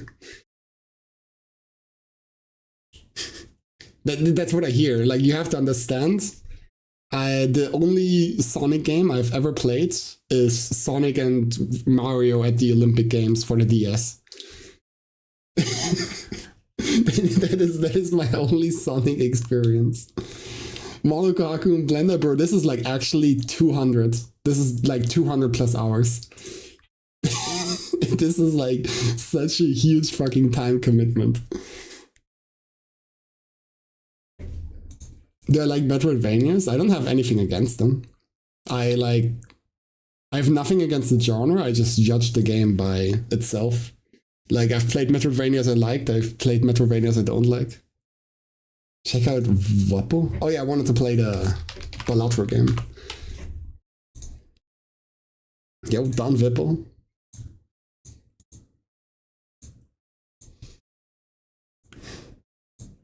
Interesting main character.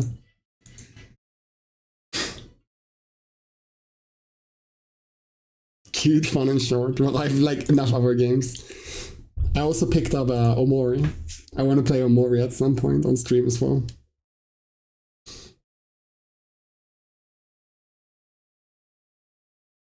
It's like other shit I wanted to play as well.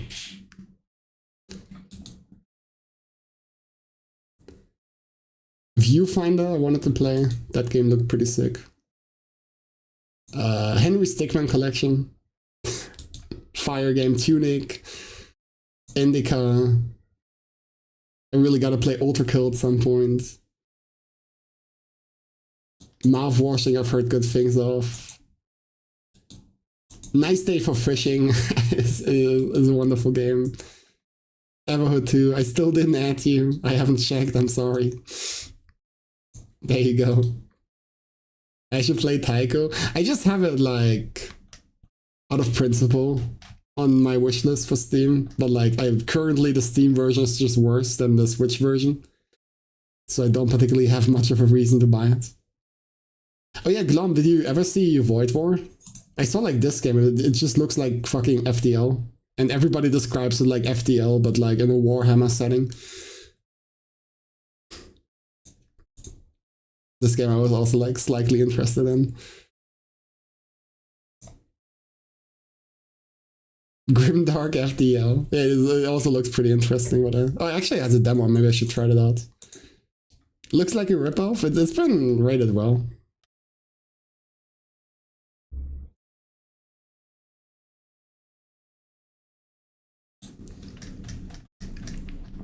And considering when did Advanced Edition come out?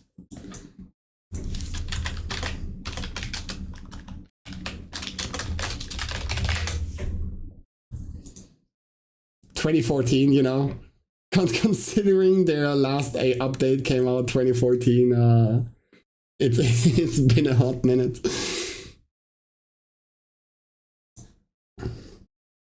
But yeah, either like Valorant or Sonic next Monday. Yeah, Joffy is done. But what did you send me? I could have bought these myself out of here. I was fine. Also, maybe I could do that as well. Well, thank you, Adia. I'll be, what the fuck is this one? I looked at the first one, but I don't actually know about this one. What is Koihime? Peak, apparently. But I'm like very, suspicious.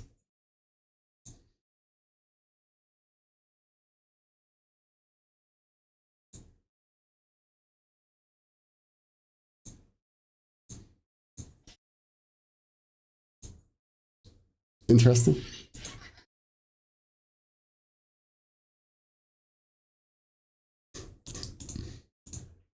Well, I'll check them out at some point. Currently, I don't really have much to grind.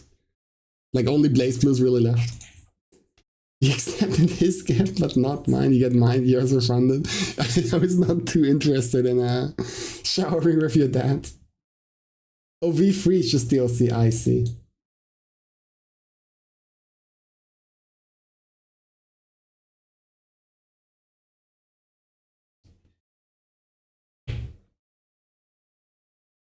Hogeki combos turns this honest footsie game into anime combo games. Holy shit.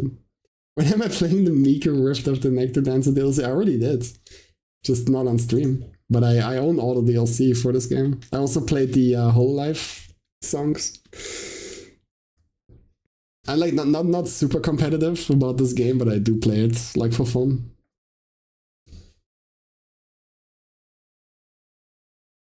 Scared because the game is big. It must be.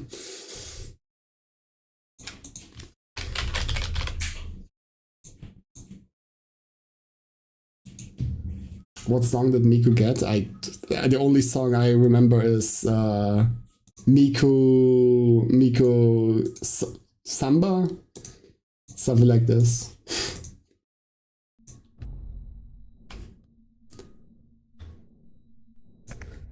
Time to unfriend Des again. Fuck.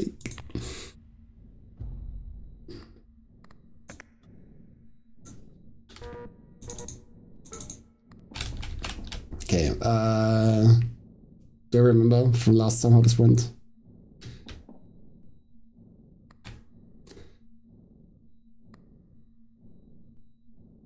Luck +5 for the current spin, discard after 12 activations. This seems like good value.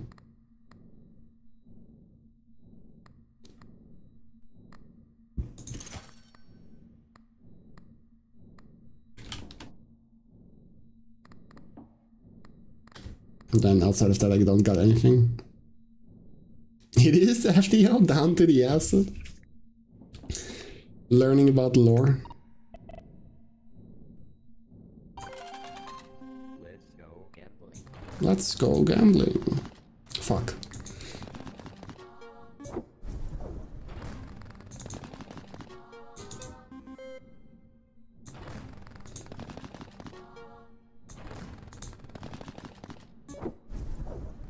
I'm pressing the lever.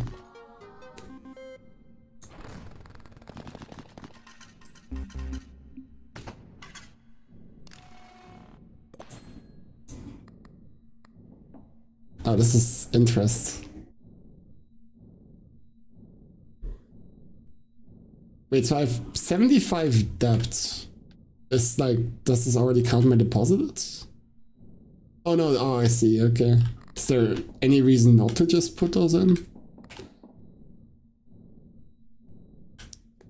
Oh, because I need them for spins? Yeah, I need them for spins, that's why. I see, so I want to like balance like putting in money and like rolling.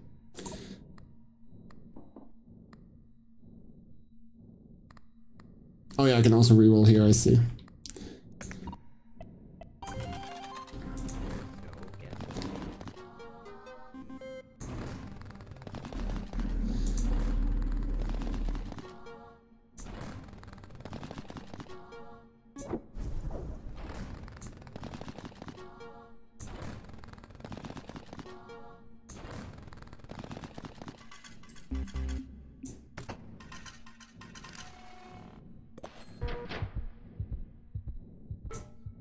Okay, one round left. I have enough. Am I still allowed? Surely I'm still allowed to like put in money, right? After this one. Because I have enough to put in, I wouldn't have enough to start another round if I put everything in.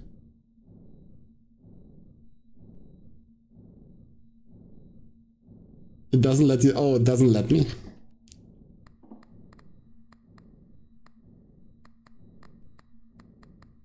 Oh, time to see how it works.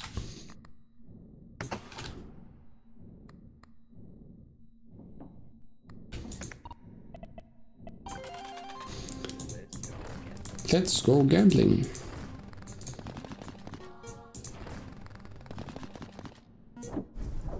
I need to at least make my money back. Oh, free. This gave way less than I expected.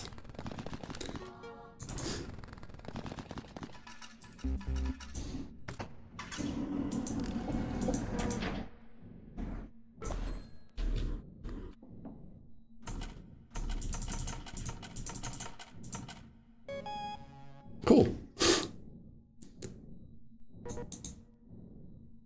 Need to reach an amount of 200.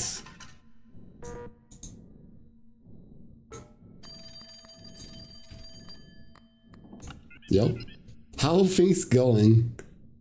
Double jackpot value, double the value of clovers and belts. Lucky charms in the store discounted by 1 until the next restock of the store.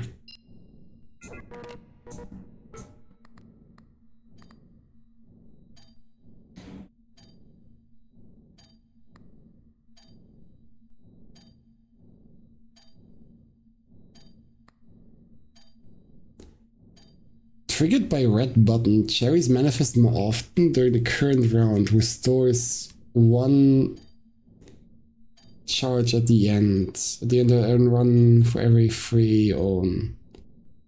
The fuck? These 2 items seem kinda good. Not sure about this item.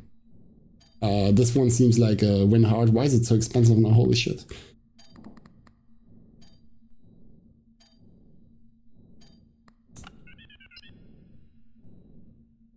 I'll just go for this.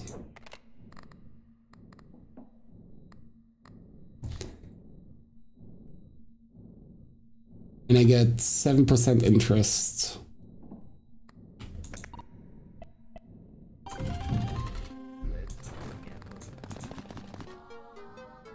Okay, instant value.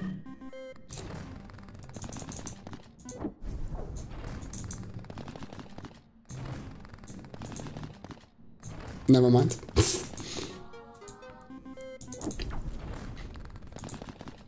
Oh. Pog.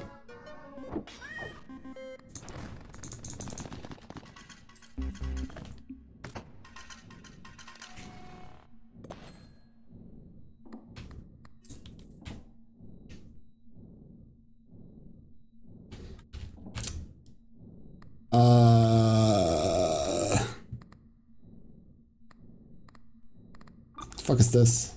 Oh, that's just the items.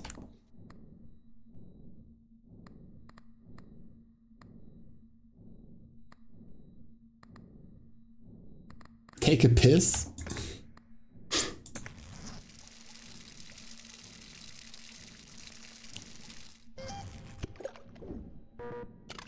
Looks like you discovered a new lucky charm. Interesting game, thanks. Thanks for the advice. Surely just reroll once. +1, this bonus grows by 1 whenever 5 plus pattern did. Okay, this seems like a good item to get early.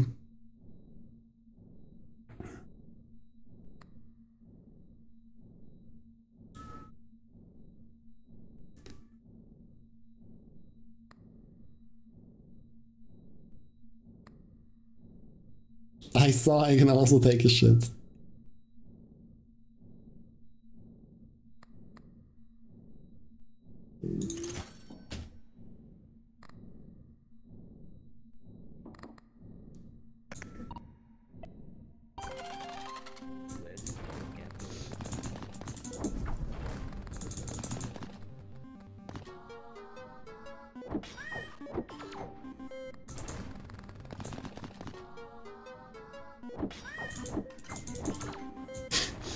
Things are happening.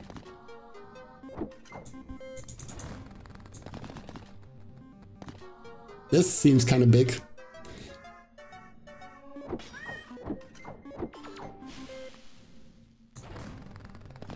We love gambling.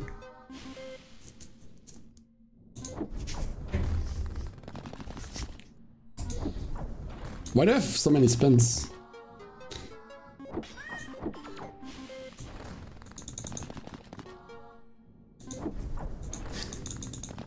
Oh, the coin. I already forgot.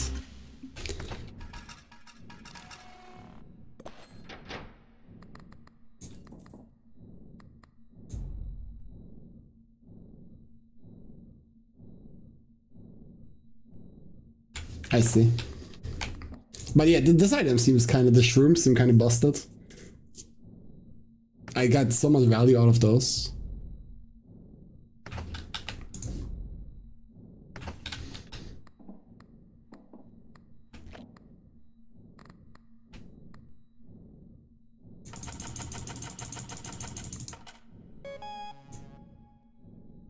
Oh, I probably still wanted to stall for one round. Okay, I thought I could like already put it in and still keep playing. You can now call it the putter 666. If you score it at the slot machine, you'll lose all the money earned in that round. Oh, you get bonus tickets? I see.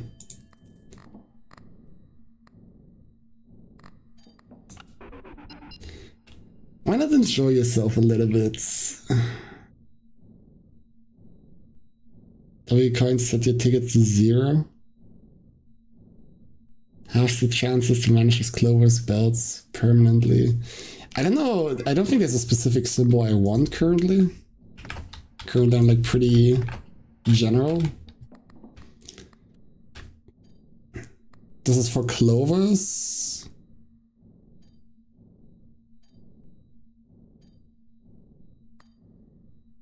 Plus 2 spins for per round. This seems just like a good item.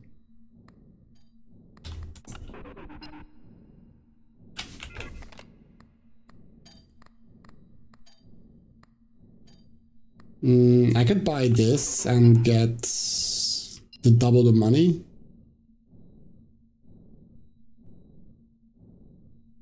Although if I do this, then I might get more hits on this.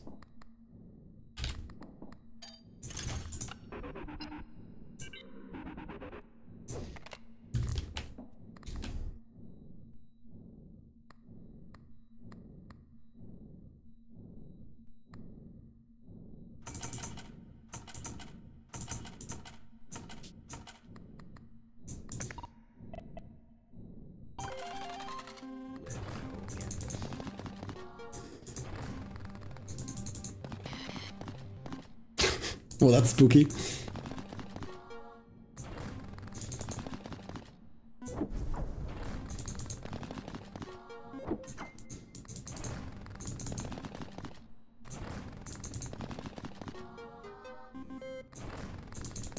Are my shrooms not popping anymore?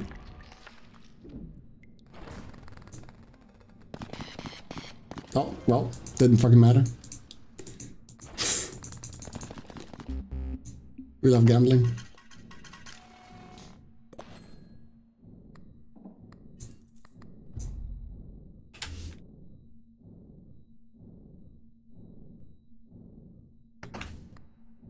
I'm confused why the shrooms didn't pop.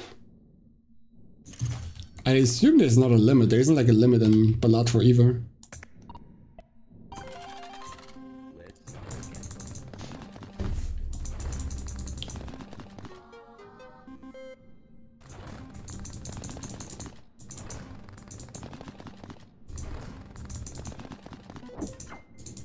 It's not looking good.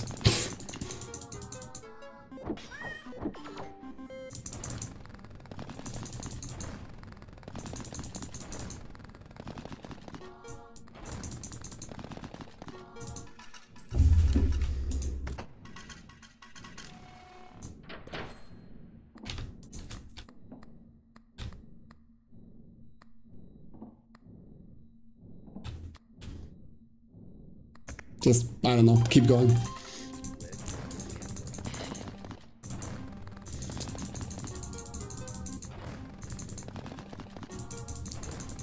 I mean, I can't just keep losing, right? That's like, just impossible. See, just keep gambling, that's the lesson here.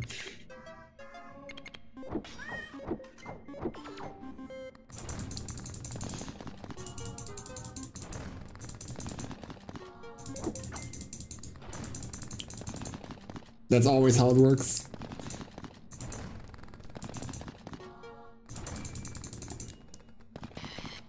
Oh my god. that would have been pretty bad.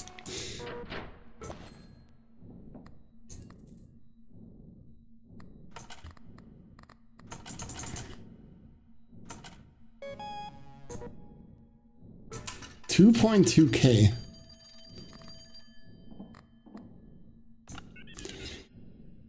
Belts manifest more often, coins manifest more often. Increase the value of patterns with 4+ symbols by their base value. I think I'll just do the... I need money. And this also fits in well.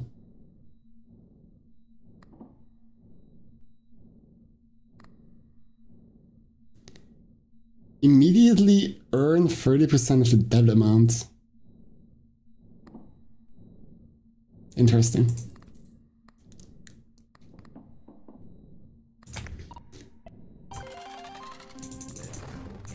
Let's go. What the fuck?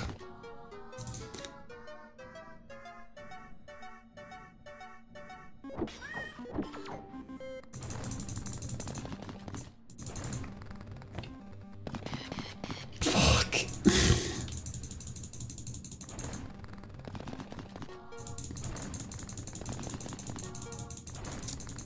At least the like modifier should still be active, if I like understand this correctly.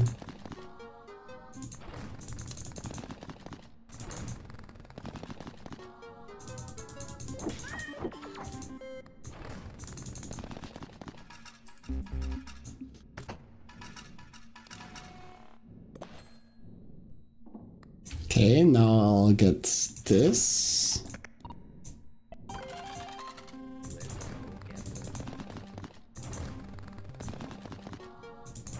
It's not looking good.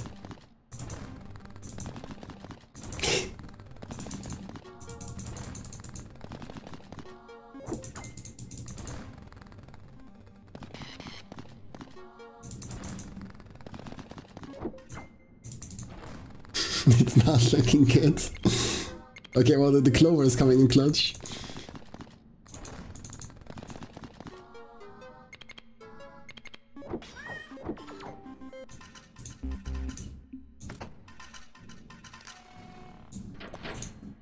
That is 2.2k. I might be fucked.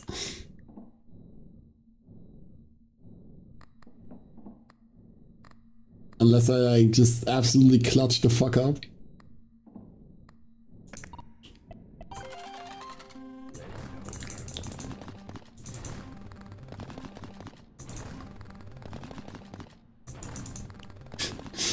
Yeah, I don't think I can either.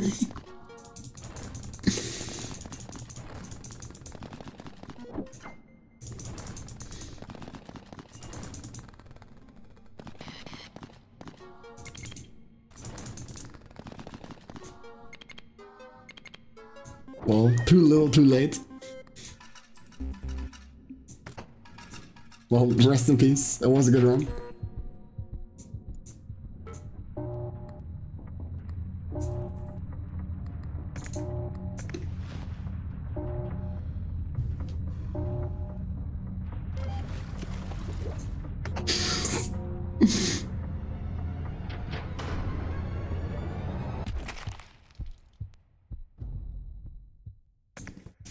Rest in peace. I did what I could.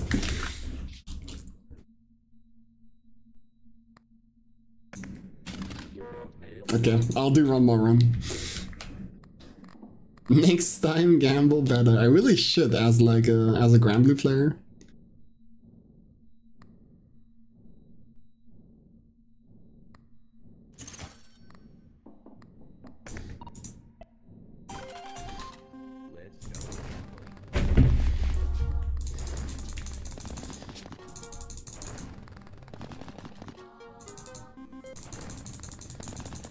Oh, that's big.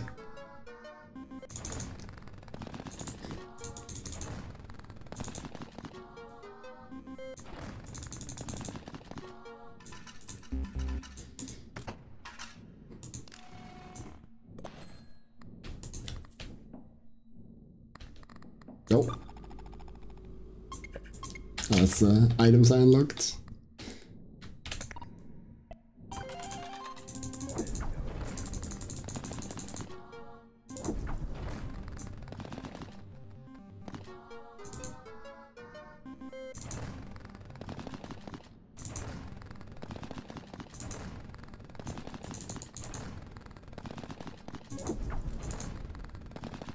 Oh. Oh. I win the game?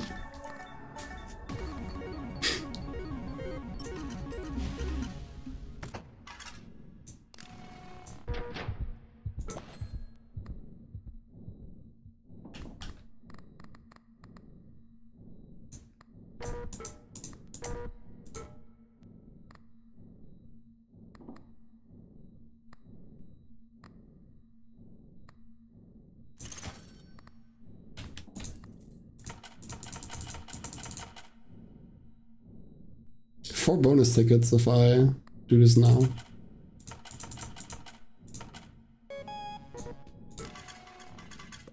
I thought I tried that. I like sat down on the toilet.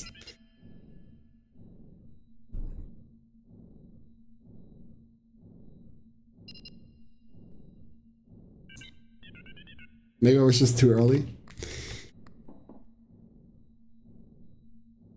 Oh, that seems nice.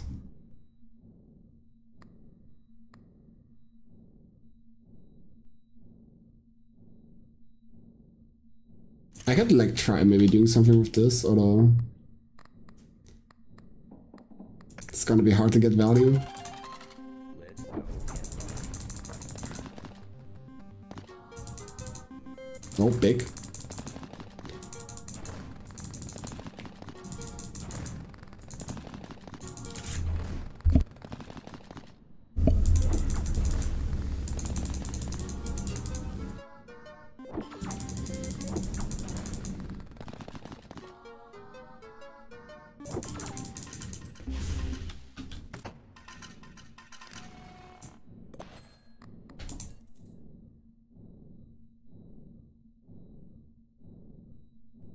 Eight tickets if I finish now.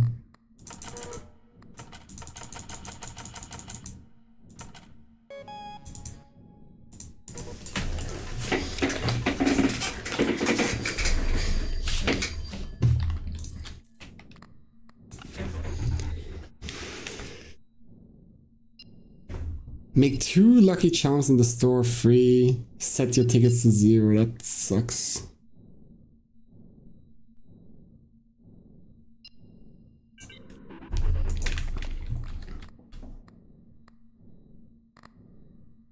Can I check my boons somewhere?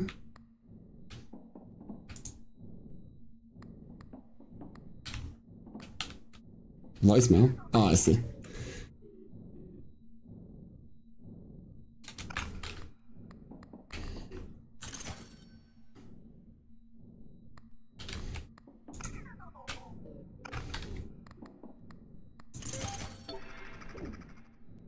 You don't need it.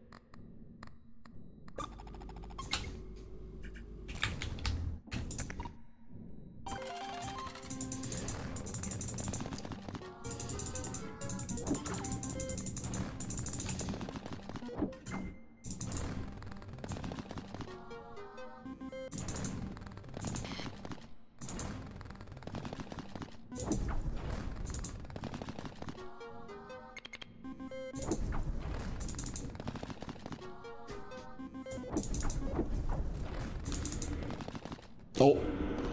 Oh, I'm rich.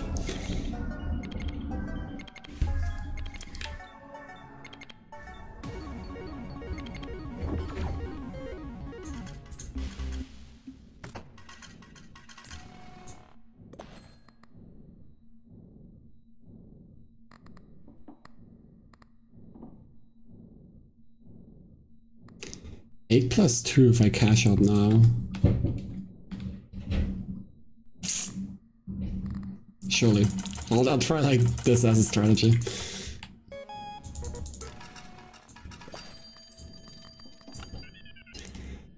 Double value of diamonds and coins, lemons manifest more often, or cherries manifest more often.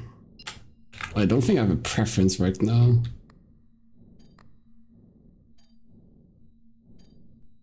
Clover voucher doesn't take space. +4. The fuck?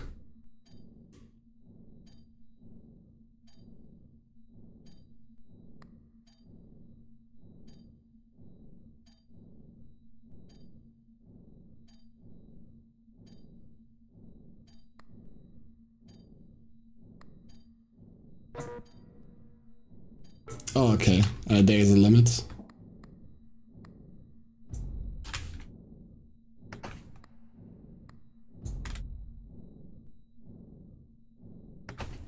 There's still, okay, maybe like one more for these and then I'll be good.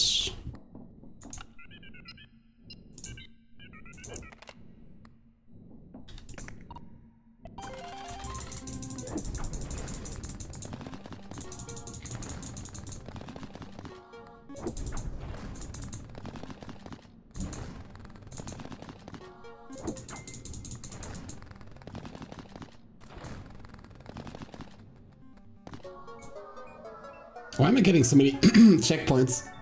Jackpots.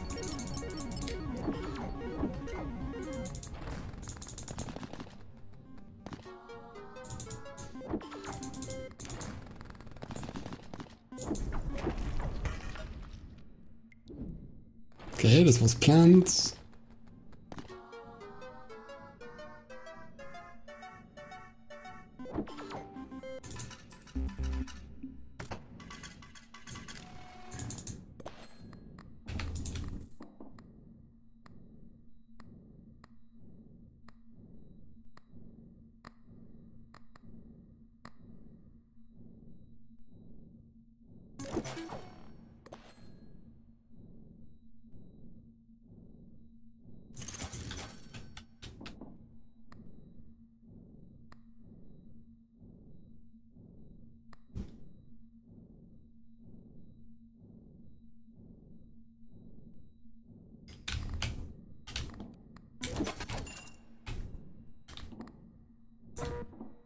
Oh yeah.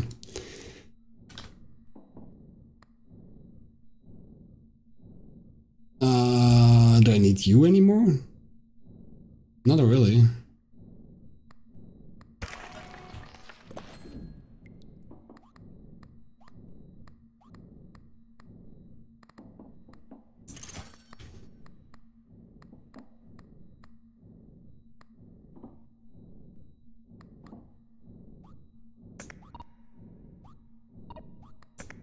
How does the button work? Let's go. Is it pressed now?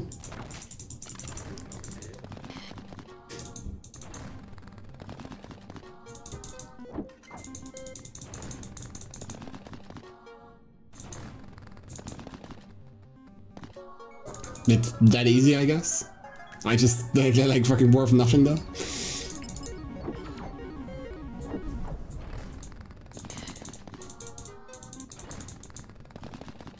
When life gives you lemons, eh?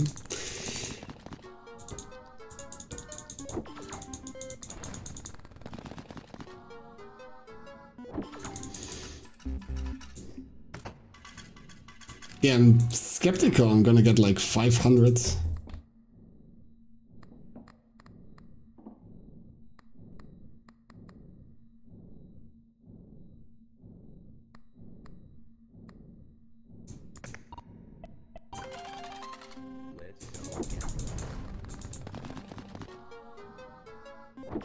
The lemon build is not paying off.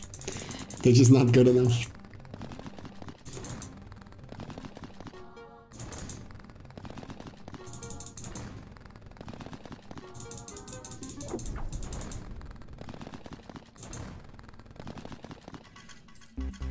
Rest in peace. Oh no, wait, I had like enough deposited. I forgot.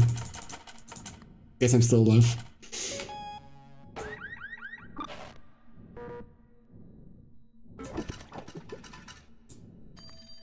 Now, how do I reach 12.5k?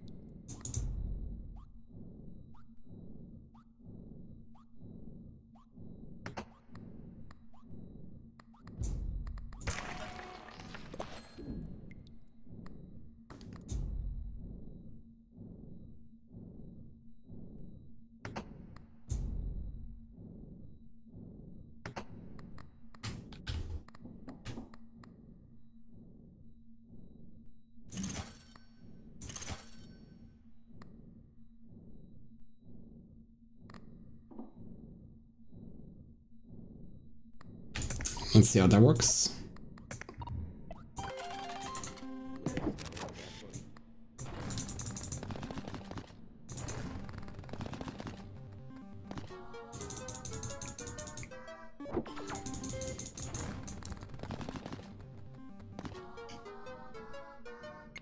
Well, this seemed good, I guess.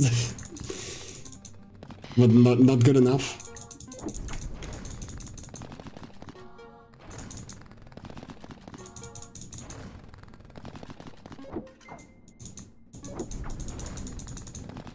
Oh. Well, it's something.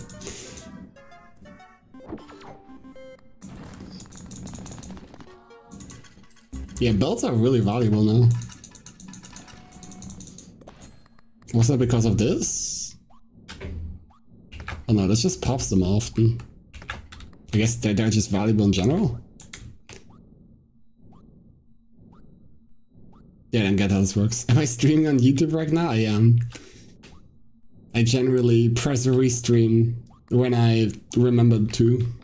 Sometimes I forget.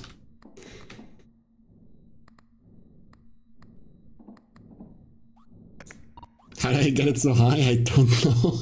I don't know what I'm doing. I'm just pressing the lever.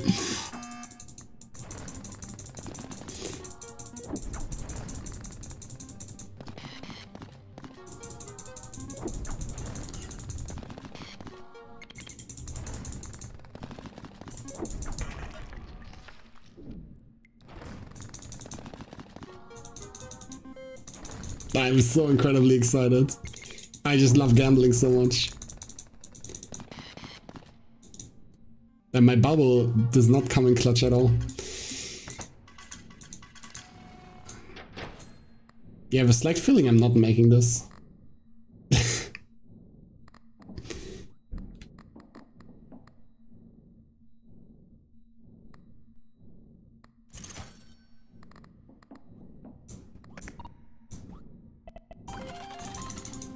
go.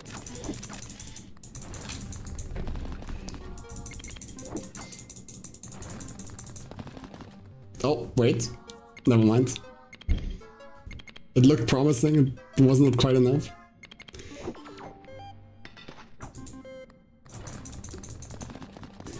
It could have been so much bigger.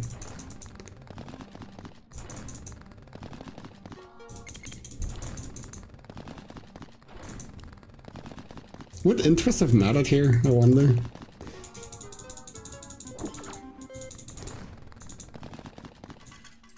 Rest in peace.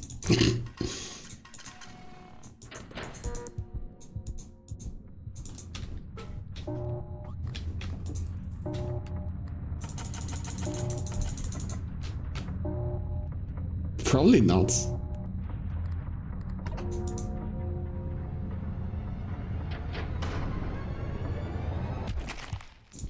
Rest in peace.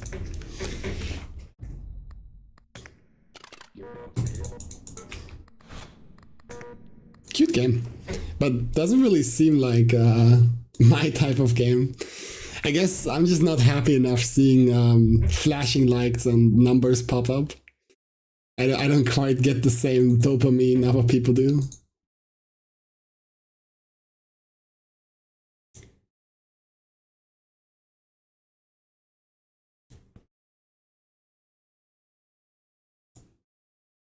I'm not old enough yet. I just haven't had the feeling of just sitting in front of a machine and just like mindlessly pressing a lever. Yeah, surely I'll hit the like 80-year-old power spike and this is where I get really addicted. Alright. Thanks for gaming. I'll be, wait, that's the wrong... You know what? No. Fuck you. We're rating Vatori. Vatori, very cute streamer. He's pretty cool. You should go check him out, give him a follow. New raiders, go check out Vatori. He's a bit annoying sometimes. He's a little too obsessed with Neko Power. It's actually really concerning. But outside of that, like, go drop by, say hello, and yeah. Have a good night. Bye bye. See you Wednesday.